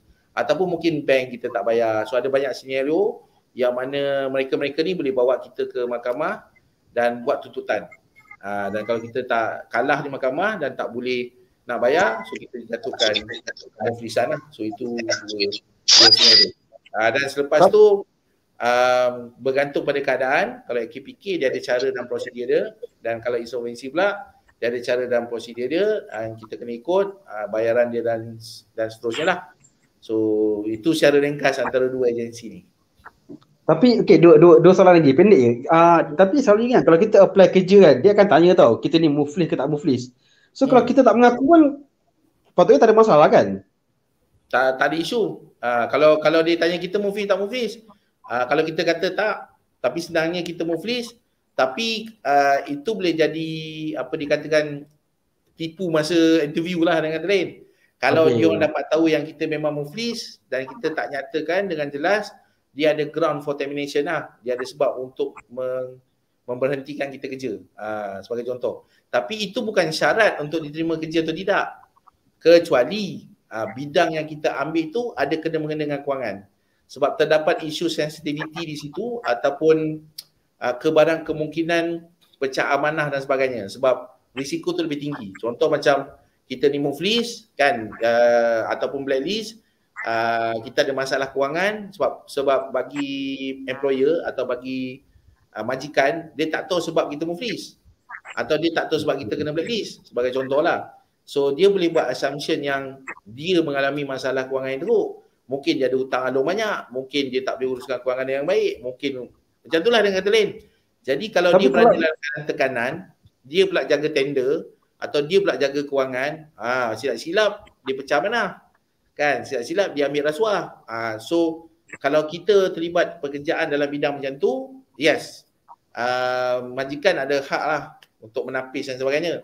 Tapi kalau katalah kita punya bidang pekerjaan tu sebagai low risk lah dengan kata lain kan, tak ada kena-mengena pun dengan kewangan, tak ada kena-mengena pun dengan tender, tak ada sebab orang nak rasuah kita ke apa kan. Jadi bagi saya tak ada isu lah dekat situ. Bukanlah. So actually mitos lah. Kalau kita kerja insolvensi akan dapat tahu kita kerja dan cari kita kat tempat kerja tu. So itu mitos lah. Itu tidak. Okay. Sebab kalau kita muflis, pertama sekali kalau kita memang dah dijatuhkan hukum muflis lah, yang option kedua tu atau senario kedua tu, memang kita akan berurusan dengan insolvensi. Sebab kalau kita tak berurusan dengan insolvensi, kita tak boleh buka akaun bank. Kalau kita kerja, macam mana gaji kita nak masuk? Jadi nak buka akaun bank kena dapatkan surat insolvensi. So insolvensi akan bagi kita surat kebenaran, kita pergi dekat bank, buka akaun. Jadi kita ada akaun, barulah kalau kita ada gaji boleh masuk gaji dalam akaun. Faham tak? Itu salah satu senario dia lah. Jadi dengan insolvensi ni kalau kita muflis memang kita akan berurusan dengan dia. Dan dia tak ada sebab nak cari kita ke atau apa, sebab memang dah masa kita berurusan dengan insolvensi tu memang dah jelas lah. Contoh dia Tuan A berada dalam situasi sekian-sekian, Tuan A muflis sebabkan hutang 200,000 tak bayar, tapi berdasarkan maklumat yang Tuan bagi, data belakang, kita buat kiraan, Tuan kena bayar RM150 setiap bulan sehinggalah diberitahu gelap. Contoh macam tu. Okay? Ataupun sehingga 10 tahun atau sehingga dia adalah dia punya penjadualan dengan kata lain. So kita tak boleh nak lari. Benda tu memang kita akan berurusan dengan insolvensi juga macam mana pun. So basically bila kita ni saja pengetahuan lah, sebab saya tak baru faham cerita macam-macam. So basically orang yang terlibat dalam muflis ni kan, dia bila dia dah kena bayar insolvensi, Walaupun dia hutang macam mana banyak sekalipun, tapi kalau dia still konsisten bayar penjadualan tu kan, Betul. tapi still tak meet juga dia punya hutang sebenar tu after 5-6 tahun, memang sepatutnya macam tu lah kan. Maksudnya hutang dia actually sebenarnya memang tak terbayar pun. Betul. Tapi disebabkan dia konsisten bayar amount yang dipersetujui, tapi mungkin dalam Dia boleh 7-8 tahun minta, betul, dia boleh minta rayuan untuk dibebaskan awal. walaupun dia tak bayar fully Betul. hutang dia tu. Betul. Knowledge baru ni. Contoh macam kita ada undang-undang sekarang maksimum 10 tahun. So lepas 10 tahun bebas, tapi masih ada baki 1.5 juta. Baki 1.5 juta tu kalian. That's done. You know? So kalau bebas technically dia dah boleh buka account bank, dia boleh pergi luar negara. Betul. Hidup balik lah. Okay. So dia cuma hilang cuma hilang umur kewangan dia dalam tempoh masa 10 tahun tu. Tahu tak? Dalam masa 10 tahun tu tak boleh buat apa sangat, tapi lepas tu macam yes, you know, reborn balik. Tapi itu maksimum 10 tahun je tadi kan. Dia Betul. kalau dia boleh, kalau katakan after 5 years dia terfikir nak merayu, boleh lah. Boleh. Boleh. Tak ada isu. Sebab pihak yang lagi satu tu dia pun bagi hutang kat kita, dia pun ambil risiko. Dia dah buat assessment pada kita. At the end of the day kita tak mau bayar. Kita tak boleh kata salah kita juga. Kecuali ada unsur-unsur jenayah. Contoh unsur-unsur penipuan. Sengaja kita ambil hutang tu dan sengaja tak nak bayar. Itu lain. Itu boleh dipenjarakan. Faham tak? Faham. Ini saya tak nak sebut siapa lah, tapi boleh tengok high profile case yang ada sekarang kan. Sampai ada mamat tu nak saman SDN balik kan. Contohlah kan. So kalau ada unsur-unsur jenayah, okey, dan jatuh hukum bersalah sebagai contoh, itu boleh dipenjarakan. Contoh macam dia sebenarnya nak tipu, nak elak sana elak sini, sebab tu dia mufliskan diri. Adalah cerita sebab itu. Tapi kalau macam kita katalah ambil loan rumah, katalah kita ambil loan rumah, very straightforward lah. Kita ambil loan rumah, gedebak-gedebuk, alamak ekonomi tak berapa bagus, kita hilang pekerjaan, tak mampu nak bayar, sewa rumah pun tak boleh. Okay, selepas negotiation 6 bulan, setahun, bank kata okay kita akan lelong rumah ni. Lelong punya lelong, nilai rumah pula lebih rendah pada harga pasaran sebagai contoh. So kita pula berbaki lagi hutang dengan bank. Kebetulan kita ambil rumah mahal 600-700 ribu. Bila lelong dapat jual cuma 500 ribu. Macam contoh kan. Kita masih lagi berhutang dengan bank 200 ribu. Itu aku beli rumah 700 ribu. Tak boleh jual 700 ribu ke? Tak boleh cik, tak ada orang nak beli. Last kali lelongan 500 ribu je orang beli. So kita berhutang 200 ribu tu. Contohlah. So hutang 200 ribu tu akan masuk dalam ledger bank. Bank akan minta juga. Weh. Rumah betul lah dah lelong. Tapi kau masih lagi berhutang aku 200 ribu. Kita pun tak boleh nak bayar atas sebab-sebab yang tadi, ekonomi semua. Mereka buat proceeding kemuflisan dan kita jatuhkan muflis. Selepas 10 tahun, kita masih lagi berhutang dengan bank tu 180 ribu. Contohlah kan. Tapi kita dah bebas lah. Hello. You know, selamat datang dunia, aku kembali semula. Contoh yang tu lah. You know.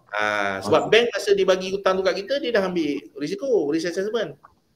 Kan? Kenapa dia tak ambil risk assessment betul-betul?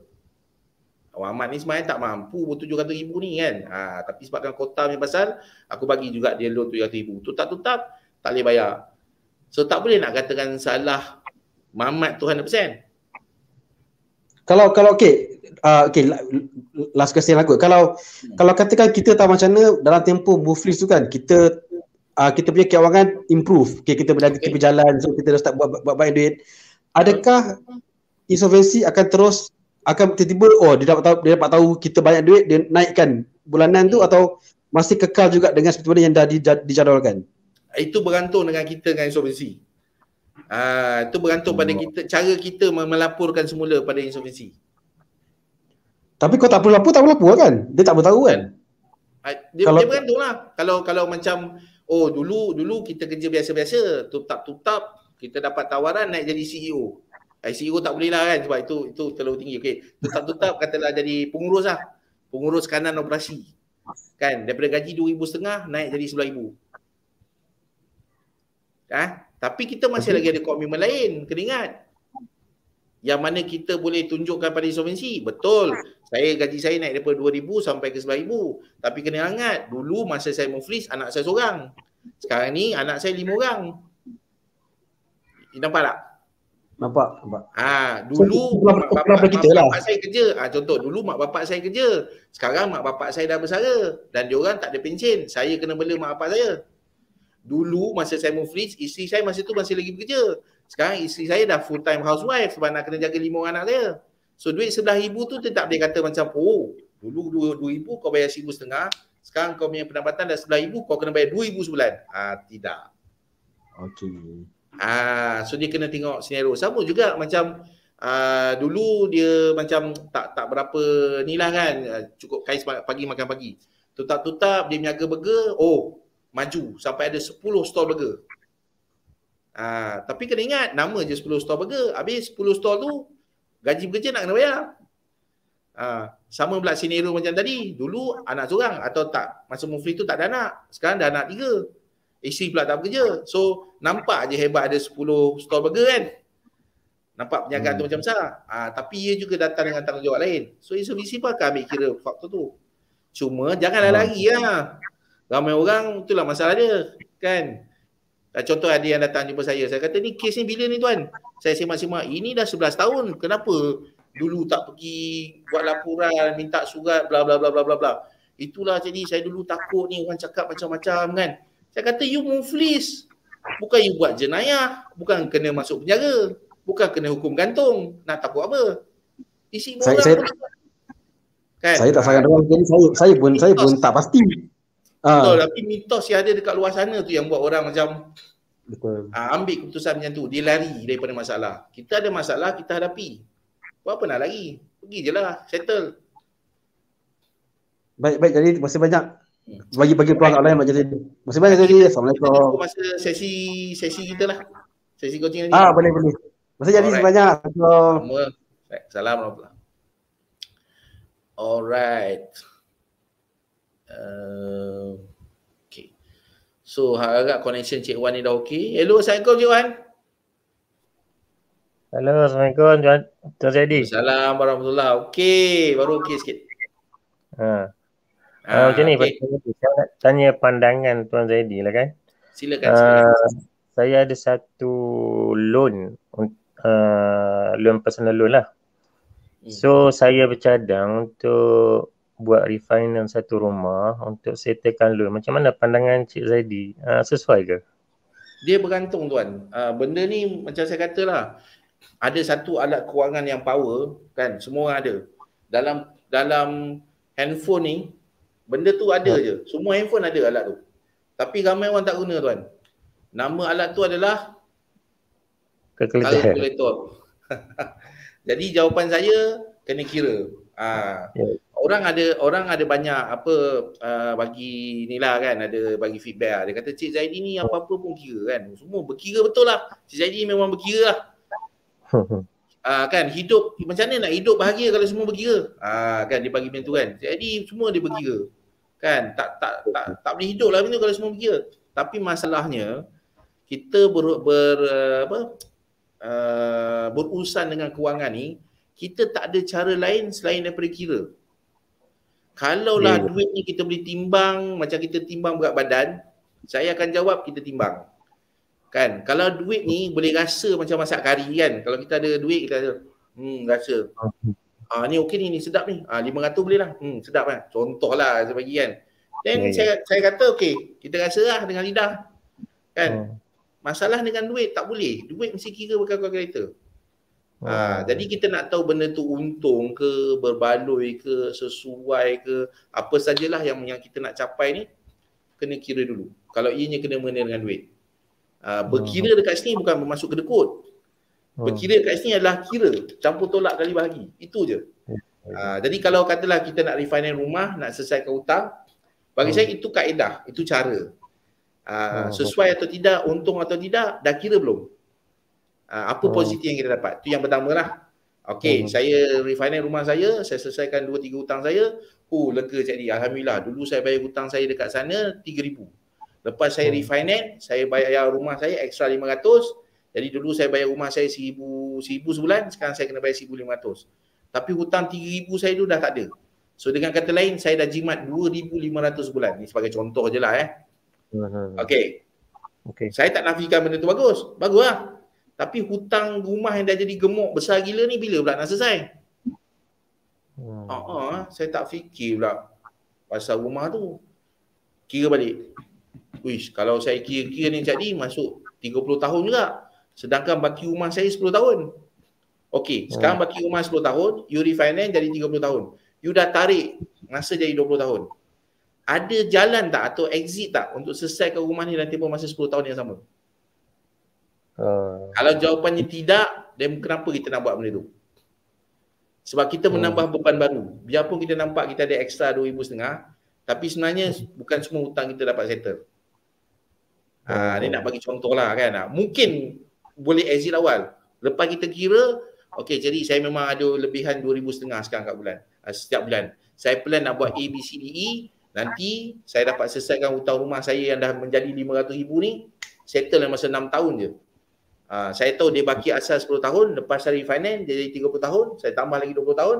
Tapi lepas saya settlekan saya punya hutang-hutang kecil ni, saya nak buat A, B, C, D, E dan saya dapat selesaikan pula dia dalam masa 6 tahun. Kita ada exit strategi untuk rumah yang kita refinance tu. Dan jawapan saya, teruskan. Sebab kita tahu apa yang kita buat. Yang menjadi masalah kat luar sana adalah kita dengar orang refinance, kita refinance. Kita dengar orang nak masuk ESB financing, kita pun nak masuk ESB financing. Kita dengar orang masuk pelaburan emas, kita masuk pelaburan emas. Tapi kita satu hafaz jadah haram pun kita tak tahu kenapa kita nak buat benda tu. Jawapan ringkas saya adalah matlamat dulu, kemudian baru cara. Matlamat kena ada dulu, baru cara, baru alat. Kebanyakan yang dekat luar sana ialah dia cari alat dulu. Jadi kalau saya refinance okey tak? Okey. Jadi kalau saya ambil SB financing okey tak? Okey.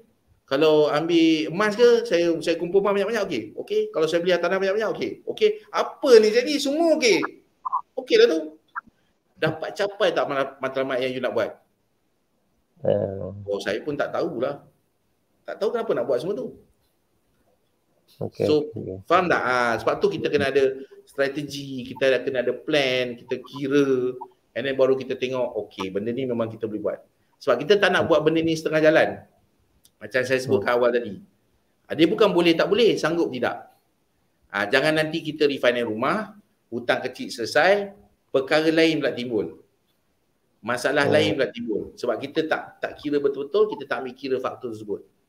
Dan ini selalunya terjadi selepas tu. Sebab dia buat tu, dia bukan tahu apa yang dia buat sebenarnya. Dia ikut-ikut orang. Kan?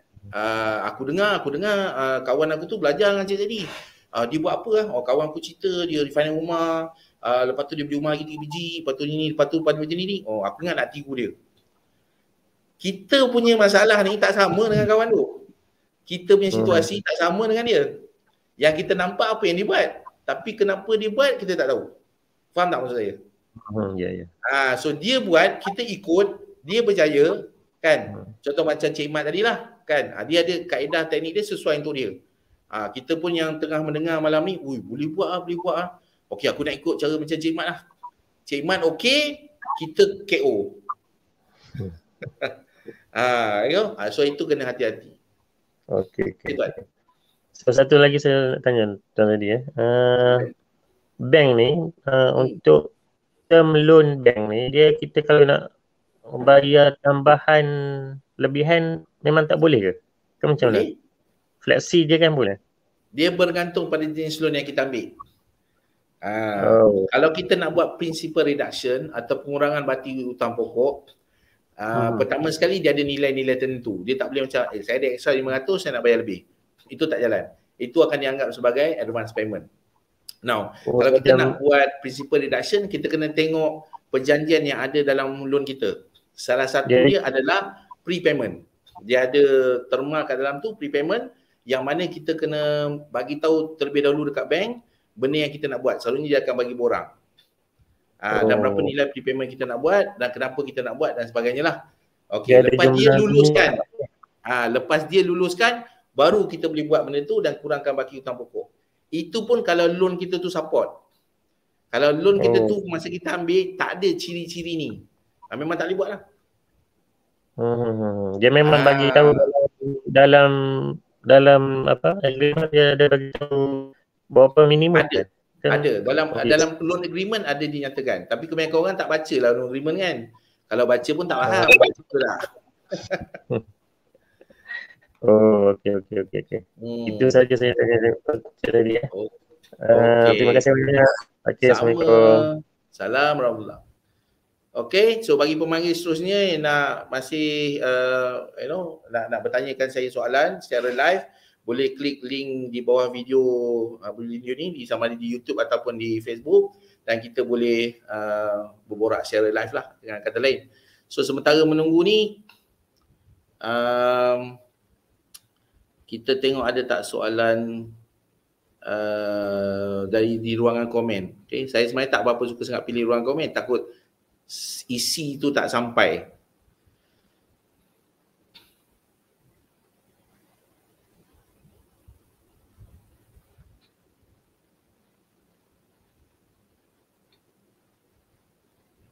Okey, ini soalan ni menarik sikit daripada Cik Aziati. Salam tuan, saya mohon POD daripada bank lain melalui insolvensi. Kenapa bank ambil masa lama sangat? Ini kena follow up dengan bank. Okay, bank ada internal procedure dia sendiri, dan kes seperti ini biasanya bank dia tolak tepi sikit sebab dia bukan menguntungkan bank pun. Bank ni kena ingat dia buat bisnes. Perkara yang tak berapa menguntungkan dia tak ambil tak ambil tindakan yang cepat lah. Jadi nak kena buat scene sikit dekat bank. So mana dengan kata lain, you kena follow up, you kena buat bunyi, you kena hentak meja sikit, you kena jumpa pegawai bank yang berkenaan, you kena jumpa manager bank, dan kalau masih tak layan dan you ada bukti, you boleh buat aduan di Bank Negara Malaysia. Dia ada kantor aduan dekat Bank Negara Malaysia dan nyatakan klaim anda lah. Sebab ini hak anda sebagai pengguna, patutnya boleh buat benda ni. Alright. Okey, ada satu soalan daripada Cik Suhaidi. Dia tanya, tuan, soalan out of topic, boleh ke akaun SAA? Akaun SAA ni soalan yang akaun ni adalah special attention account yang ditukarkan kembali kepada akaun biasa setelah buat penjaduan semua. Boleh. Benda ni tak ada masalah, tapi kena selesaikan dengan bank lah. Dan kita tengok apa syarat bank, apa yang diperlukan. Sebab setiap SAA account ni dia ada isu dia tertentu. Kenapa ianya jadi macam tu lah. Selalunya kalau kita selesaikan tunggakan dan sebagainya, kita boleh keluar je daripada special attention account ni dekat si Chris. Okay. So bagi saya tu tak ada jadi isu. Okay, ada lagi pemanggil nak call secara live, sila call. Okay. Okay, kalau tak ada, saya nak sementara menunggu pemanggil, saya nak cerita sikit, nak berkongsi tentang peluang anda untuk bersama dengan saya. Okay, dalam siri khusus forensik kewangan. Bagi mereka yang berminat lah untuk bersama dengan saya. So bagi mereka yang ingin memperbaiki kewangan, okay, seperti mereka-mereka ini, sebagai contoh Cik Amurul boleh buat simpanan 40% sampai pendapatan, housewife dia pun boleh beli rumah, okay, macam Cik Zulkifli dapat selesaikan 2 hutang personal loan, dapat beli rumah. Okay, Cik Nizam daripada negatif 1,900 sebulan kepada positif 3,000 sebulan. Okay, Cik Muhammad Faiz boleh menyimpan 60% daripada gaji. Ini semua contoh-contoh lah. Okay, dapat settlekan hutang kredit kad 42,000, beli tanah pertama selesaikan bagi hutang 70,000. Okay, dan sebagainya. Nak selesaikan hutang PTPT yang cepat lah dan lain-lain lah. Okay, daripada beli sebuah rumah, dapat beli 3-4 buah rumah. Okay, macam contoh Cik Hafiz boleh beli rumah setiap 6 bulan, sebagai contoh. Ataupun Tuan Bija yang dapat beli sampai 7 buah rumah, 8, 9, 10 buah rumah, sebagai contoh. So bagi yang berminat, boleh sertai saya, okay, dalam kursus forensik kewangan. Selama 12 bulan, saya akan coach anda secara online. Okay, apa yang akan dapat? Anda akan dapat akses pada kursus selama 12 bulan. Ada ratusan video kat dalam tu, ada video blueprint kekayaan, ada koleksi video webinar bulanan, macam-macam lah. Kemudian ada live coaching setiap bulan. Sekarang ni kita buat 2 kali sebulan, mulai bulan Oktober nanti. Okay, boleh tanya saya semua soalan yang spesifik, dan kita tunjukkan cara kira, kita tunjukkan cara macam mana nak selesaikan. Dan bagi mereka yang tak sempat, boleh tengok rakaman dan sebagainya. Okay, so nilai selama setahun ni untuk kursus forensik kewangan ni adalah bernilai RM4,088. Saya tahu kalau saya offer harga ni tak ada siapa pun yang nak join. So sekarang ni kita tengah ada offer masih lagi berjalan, Merdeka 250. So cuma RM250 untuk setahun. Okey, untuk setahun bersama dengan saya selama 12 bulan, cuma RM250 sahaja. Saya akan coach anda selama setahun. Okey, so boleh sertai sekarang di www.kursusforensik1.com. Link ada disertakan di bawah video live kita pada malam ni. Bagi mereka nak sertai, bagi mereka yang nak tanya soalan, boleh bertanya di admin saya di 012 345 8847. Okey. Jadi bagi mereka yang nak bertanya tentang kursus ni atau apa-apa soalan berkenaan dengan kursus forensik kewangan ataupun coaching atau apa pun soalan yang lain, boleh juga bertanya atau WhatsApp di admin saya lah. Okay. Alright. So kita ada pemanggil seterusnya. Tak, saya remove ni dulu. Okay. Hello, Assalamualaikum Cik Aiza. Salam Cik Zedi, Tuan Zedi. Ya, saya. Ada soalan tu saya. Ya, nak tanya berkenaan yang tadi tu, yang kata macam buat prepayment untuk macam loan rumah kalau kita buat refinancing kan. Bukan untuk refinancing, untuk mengurangkan baki hutang pokok. Untuk refinance rumah, untuk mengurangkan hutang pokok tu, macam mana kita nak tahu bank tu dia bagi kita? Kalau ini kalau nak tahu sebelum, memang kita kena tanyalah. Tapi ada saya tanya ejen tu, tapi dia pun tak bawa sure juga. Tak berapa sure. Dia sendiri pun tak sure jenis loan yang dia nak bagi. Ya, betul. Tu yang macam saya pun macam nak tanya pun. Okey, ini satu peringatan pada semua lah terutama yang menonton majoriti sekarang yang bekerja dekat bank, terutama di frontliner bank tu, dia bukannya personal banker tau. Biarpun dia tulis kat situ personal banker. Majoriti adalah jurujual. Majoriti adalah salesman lah, sales girl kan. Saya bila salesman girl ni kadang-kadang ada orang terasa lah kan saya punya kenyataan tu. Okay, so mereka punya product knowledge tu tak berapa kuat. So sometimes dia just bagi tahu apa yang berada dalam latihan lah. Sebab dia tahu kebanyakan pengguna tak tanya dalam-dalam, tak tanya lebih kan. Kecuali mereka yang enlightened lah dengan kata lain. Macam penonton kita malam ni selalu ikut saya, dah mula pandai cerdik kewangan, dah tahu soalan-soalan nak tanya pada banker kan, sebagai contoh. Tapi majoriti rakyat Malaysia tak tahu apa cerita. Jadi bila dia ada produk, kita suruh explain tentang produk tu, luar dalam, kita tanya lebih-lebih, itu yang dia surrender tu. Okay. So kalau sebelum ambil, kena pastikan ciri-ciri dia. So kita memang kena tanya soalan ni. Contoh akan datang kalau kita rasa nak buat principal reduction, kita tanya siap-siap. Loan yang saya ambil ni boleh buat principal reduction tak? Okay. Kalau dia sendiri jawab principal reduction tu apa cik? Saya pun bukan faham. You tanya you punya manager bank lah kat belakang tu. Kan? Okay. Ataupun you tanya you punya colleague dulu ke apa ke. Kan? So kita ada hak untuk tahu. Betul. Kan? So sama juga kalau kita tanya soalan macam kalau saya bayar loan saya setiap bulan, macam mana saya nak tahu yang berapa pergi ke principal, berapa pergi ke interest? Boleh tak saya dapatkan amortization schedule atau jadual amortisasi untuk loan saya? Okey. Memang jaw drop lah. Ni kalau soalan sepumas macam saya kalau tanya banker, biasanya akan jaw drop lah. Dia akan, dia pun jawab, okay. Dan kalau saya tengok jadual amortization saya, katalah saya dah bayar loan saya selama 2 tahun dan saya nak kurangkan baki hutang pokok at that particular time, at that particular date, mengikut jadual amortization saya, boleh tak saya bayar at that slot? Kan sebab dia jadual kan. So jadual okey, Januari, Februari, Mac, April, Jun, Julai. Kat Julai ni saya nak interject 10,000. Boleh tak tunjukkan saya kiraan dia? Second jaw drop lah. Tapi semua ni sebenarnya boleh dilakukan. Cuma kebanyakannya dia orang tak nak buat leceh. Okey. Itu je. Boleh tak boleh? Jawapan dia boleh.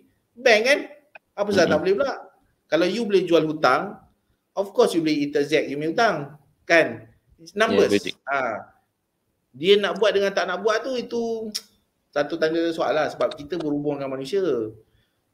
Kan macam saya pun banyak terima soalan kan, macam cik jadi cakap macam ni, tapi saya jumpa banker saya tak ada pun cakap tak boleh pun.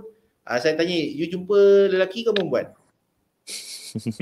Contoh kan saya tanya, saya jumpa tu lelaki, okay, you lelaki, dia lelaki tak boleh ngam, you kena jumpa perempuan pertama. Lepas tu sebelum jumpa you tengok muka dia dulu, dia ceria senyum ke atau muka dia tengah masam. Sebab kita berinteraksi dengan orang. Kalau sebelum dia datang kerja kan, dia dah bergaduh dekat rumah kan, anak dia menangis-nangis, dia terpijak mainan anak, kaki tengah sakit, tadi pula tengah parking kereta kena sondol pula dengan Myvi, contohlah kan. Masuk dekat bank, hati tengah panas ni. Lepas tu dapat pula file tinggi macam ni, sekelebuk atas meja. Tup-tap, nombor kita naik. 2-0-0-1. Kita pun pergi kat dia kan. Cik, tumpah tanya, saya nak tanya sikit pasal loan saya.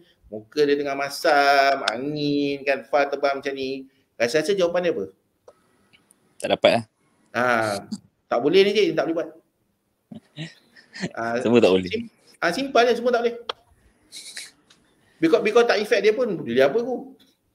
Betul. Macam kita juga kan, kita tengah angin buat kerja, tak ada kena-mena macam tu. Orang datang tanya lebih-lebih, kita mungkin kena maki atau kita kat kaki kita belah. It's the same thing, because manusia ada emosi kan. So sebab tu kita kena tengok kita deal dengan orang ni macam mana. So normally sebab tu, kalau dia okey, dia bantu kita lebih-lebih. Tak apalah cik ambil nombor telefon saya, nanti lepas waktu kerja cik WhatsApp saya. Nanti macam tu sekali dia nak tolong. Mana tahu hari tu dapat gaji, dapat bonus pula kan, anak happy kat rumah, isteri happy, suami happy. Dia pula tadi dapat hadiah hari jadi, suami bagi kereta baru, anything happen lah, then bila kita boleh datang, kena pula dengan timing kita, dapat banker of the year lah. Terbaik dia tolong kita kan. That's human. Jadi cuma yang full flexi kan, orang kata full flexi dengan flexi biasa Flexi biasa tu dia boleh buat principal deduction. Betul. Cuma bank, adakah dia punya loan tu ada loan Islamik atau konvensional tu benda yang berbeza ataupun Islamik? Dua-dua tu boleh buat juga. Dua-dua boleh buat tapi terma berbeza. Okey. Sebab ada bank tak ada charges. Ini contoh. Ada bank dia tak ada charges. Okey, masuklah RM10,000, okey RM10,000. Ada bank masuk duit lebih, dia charge. Sebab dia tahu dia rugi. Dia tak dapat untung banyak. Kita dah potong, sailang dia punya untung tu kan. So dia kenakan denda. Okay, you boleh bayar RM10,000 tapi kita charge you 1% from the figure. Kita pun kira lah pula. Alamak, RM10,000 RM10,000 darab dengan 1%. Kena 100. Contohlah kan. So kita terpaksa bayar 1,100. 100 tu denda dia. Okay. Ada jenis macam tu. So ada, tak ada lah. Tapi ada banyak prosedur lain lah, peraturan lain. Bergantung pada jenis loan tu. Personal loan ada juga flexi dengan? Ada. Personal loan dia tak ada flexi tapi boleh buat principal deduction. Sama terma lah. Bergantung pula jenis term loan tersebut. Kalau kita buat refinance, lepas tu dia tolak gaji. Refinance apa? Refinance rumah ke refinance loan? Refinance rumah, lepas tu dia tolak gaji. Normally principal deduction kita boleh bayar half dalam 15 hari, next 15 days. Kita nak buat kurangkan dia punya principal kan. Kita boleh bayar dalam sebulan tu 2 kali dengan amount yang sama dan lebih sedikit. Cuma kalau dia tolak gaji, slip gaji tu agak memang tak boleh buat jugalah sebenarnya kan. Boleh. Tapi kita kena bayar dekat kaunter. Yang lebihan yang kita nak bayar tu kita bayar kat kaunter je. Betul. Tapi dekat bank biasanya dia ada minimum limit. Contoh, saya nak bayar extra 400. Kadang dia tak terima. Sebab ada susah bagi bank nak kira contoh. So dia letak limit minimum 1,000. Contohlah. Ada bank dia letak limit minimum 5,000. Ada bank limit 10,000. Dia tengok bank. Okay. Sebab tu saya tak galakkan orang buat macam bayar lebih bulan-bulan. Sebab dia akan go straight ke account escrow. So bayar lebih bulan-bulan, dia pergi ke account escrow, benda tu duduk aja dekat situ, dia akan anggap sebagai advance payment. Bila bulan-bulan kita terlupa bayar ke ataupun kurang bayar ke, dia akan tarik duit tu sikit daripada account escrow. Akaun escrow ni akaun yang berasingan lah daripada akaun loan pertama. Oh, okey. Kalau kita dapat bayar je, dia ambil daripada situ. Kalau kita terbayar 300 lah, 400, 500 lebih kan. Sebab tu saya galakkan orang kalau betul nak bayar lebih ni, simpan duit tu kan, buat setahun sekali ataupun buat 6 bulan sekali. So kita simpan, saya boleh bayar extra 500. Tak apa, kita simpan dulu 500, simpan 6 bulan ada 3,000. Alright, so every 6 month kita buat principal reduction 3,000. So setahun kita bayar total 6,000 principal reduction. Contohlah. Okey. So dekat situ kita boleh kurangkan kita punya tahun sebenarnya. Betul. Yang terbaik adalah buat dua ni. Principal reduction by weekly payment. Ni kalau betul-betul yang serius nak pendek nak pendek, saya ada 30 tahun punya loan rumah jadi saya nak bayar kurang daripada 10 tahun. So cari loan yang boleh buat principal reduction dan boleh buat by weekly payment. Weekly payment macam mana? Bayaran bulanan dia 2 kali sebulan. So setiap 2 minggu. Itu tak tolak, itu tak boleh, jangan tolak slip gaji lah maksudnya, betul tak? Tak kisah kalau dia tolak slip gaji pun tak kisah. Tapi loan tu ada kemudahan untuk buat by weekly payment. Maknanya kita boleh bayar 2 kali. So sebulan tu kita bayar 2 kali lah. That's mean kalau ditolak gaji tu pun ditolak 4 minggu lah maksudnya. Dia akan tolak setiap 4 minggu lah. Betul, dia tolak setiap 4 minggu tapi kita boleh interject 2 minggu tu. So maknanya katalah dia tolak 1,500 daripada gaji, tapi kita nak masukkan juga kalau kita ada duit lebihan RM500 untuk second payment as a bi-weekly payment. Bayaran kedua bi-weekly kita. Okey. Tapi loan tu memang ada features tu lah. Memang ada kemudahan tu. Dia bukannya term loan biasa, dia bukannya full flexi, dia bukannya semi flexi, dia memang loan yang boleh dibuat by weekly payment. Okey. Terima kasih Cik Zaidi. Okey. Assalamualaikum. Salam. Terima kasih Cik Zaidi. Sama. Okay. Alright. So mungkin ni saya ambil soalan terakhir kita pada malam ni.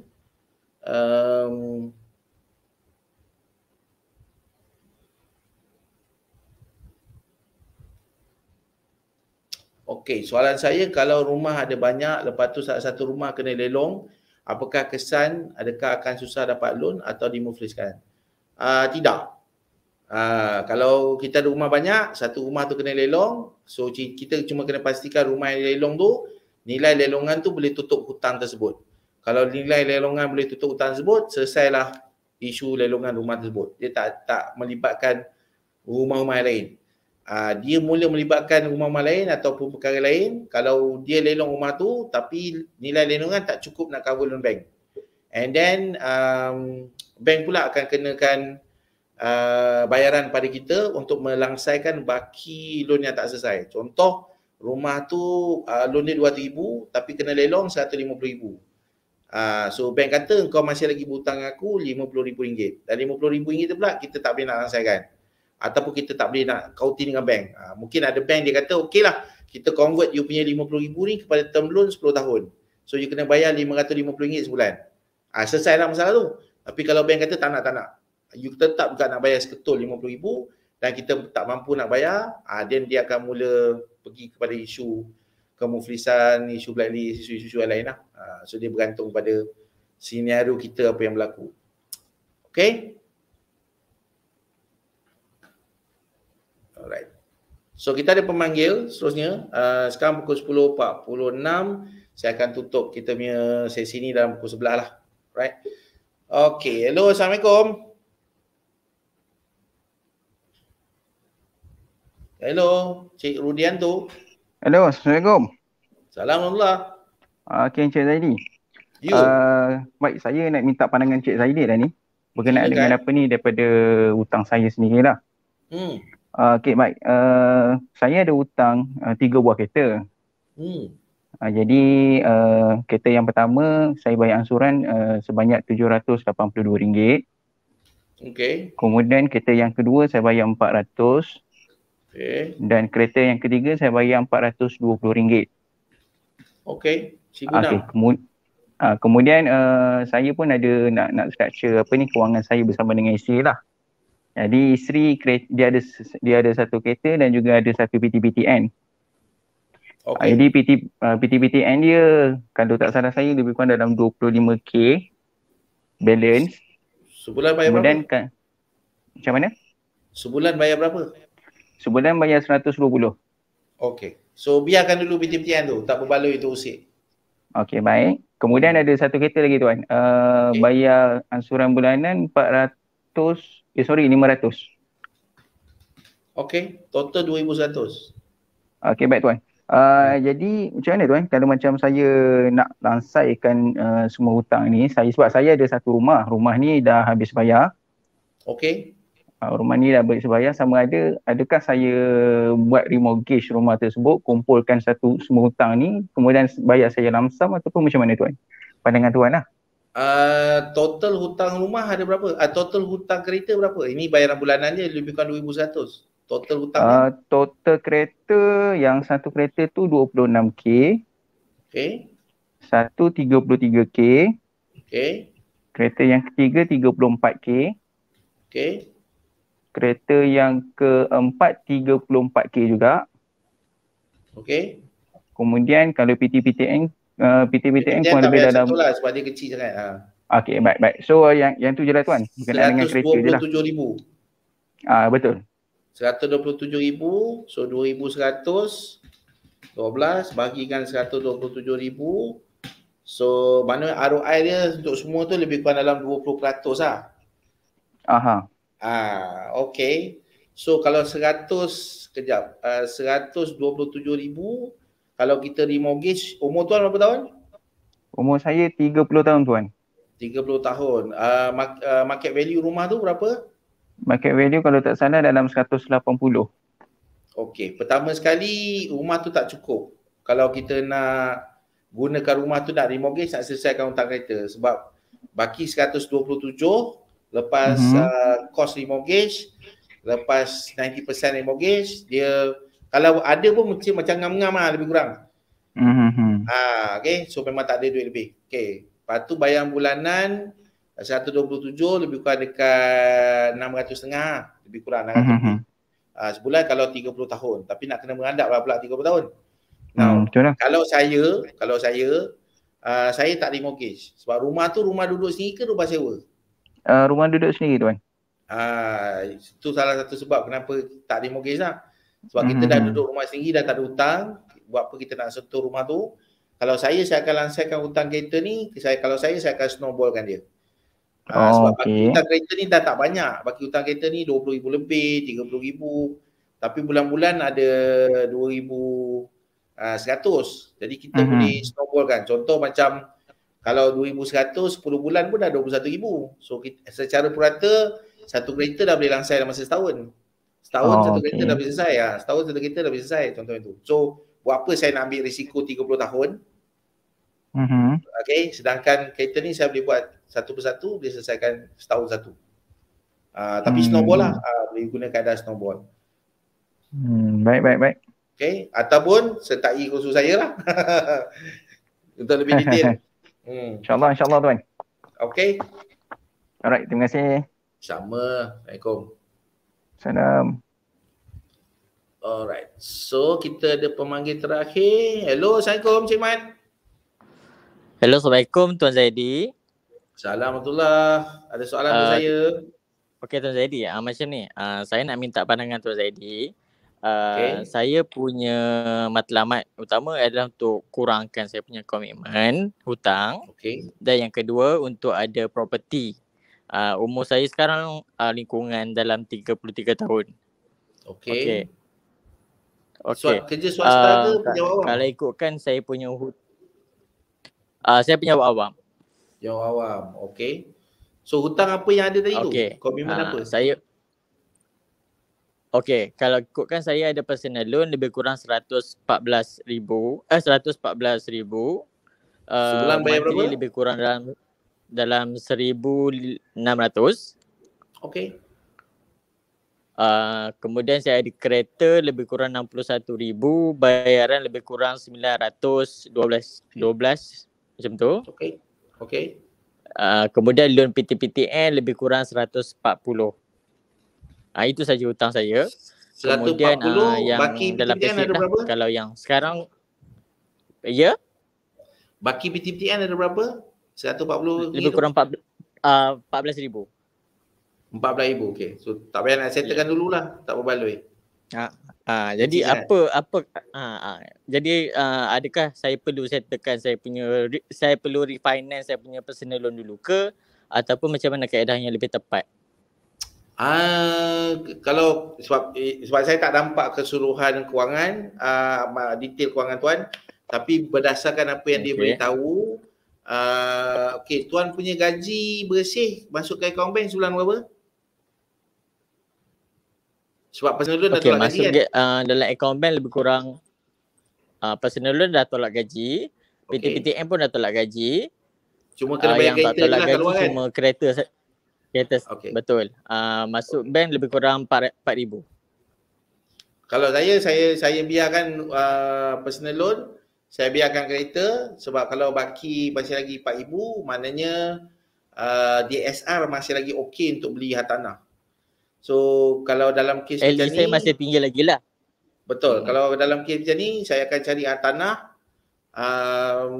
dan saya akan cari hartanah yang ada cashback.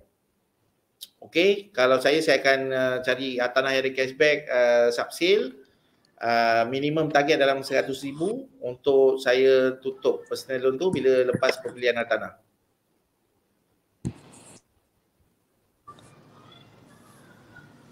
Hello? Ya, saya dengar tu jadi. So kalau macam saya fokus untuk cari hartanah yang ada cashback, katalah subsale, supaya saya nak transaksi cepatlah. Kalau saya beli undercon, takut ambil masa lama kan, 2-3 tahun apa. So saya akan guna loan bank. Kalau ini adalah hartanah pertama, boleh guna skim rumah pertamaku, boleh dapat 100% loan. So gunakan skim rumah pertamaku 100% loan, cari cashback minimum 1,000 dan gunakan duit tu untuk buat full settlement personal loan tadi. So jimat lebih kurang dalam 1,600 sebulan. Okey, dan rumah yang kita beli tadi tu bukan untuk kita duduk, rumah tu kita sewakan. Hang punya ni, alamak. Okey. Hello? Hello Cik Mat? Boleh dengar? Hello Cik Mat? Hello?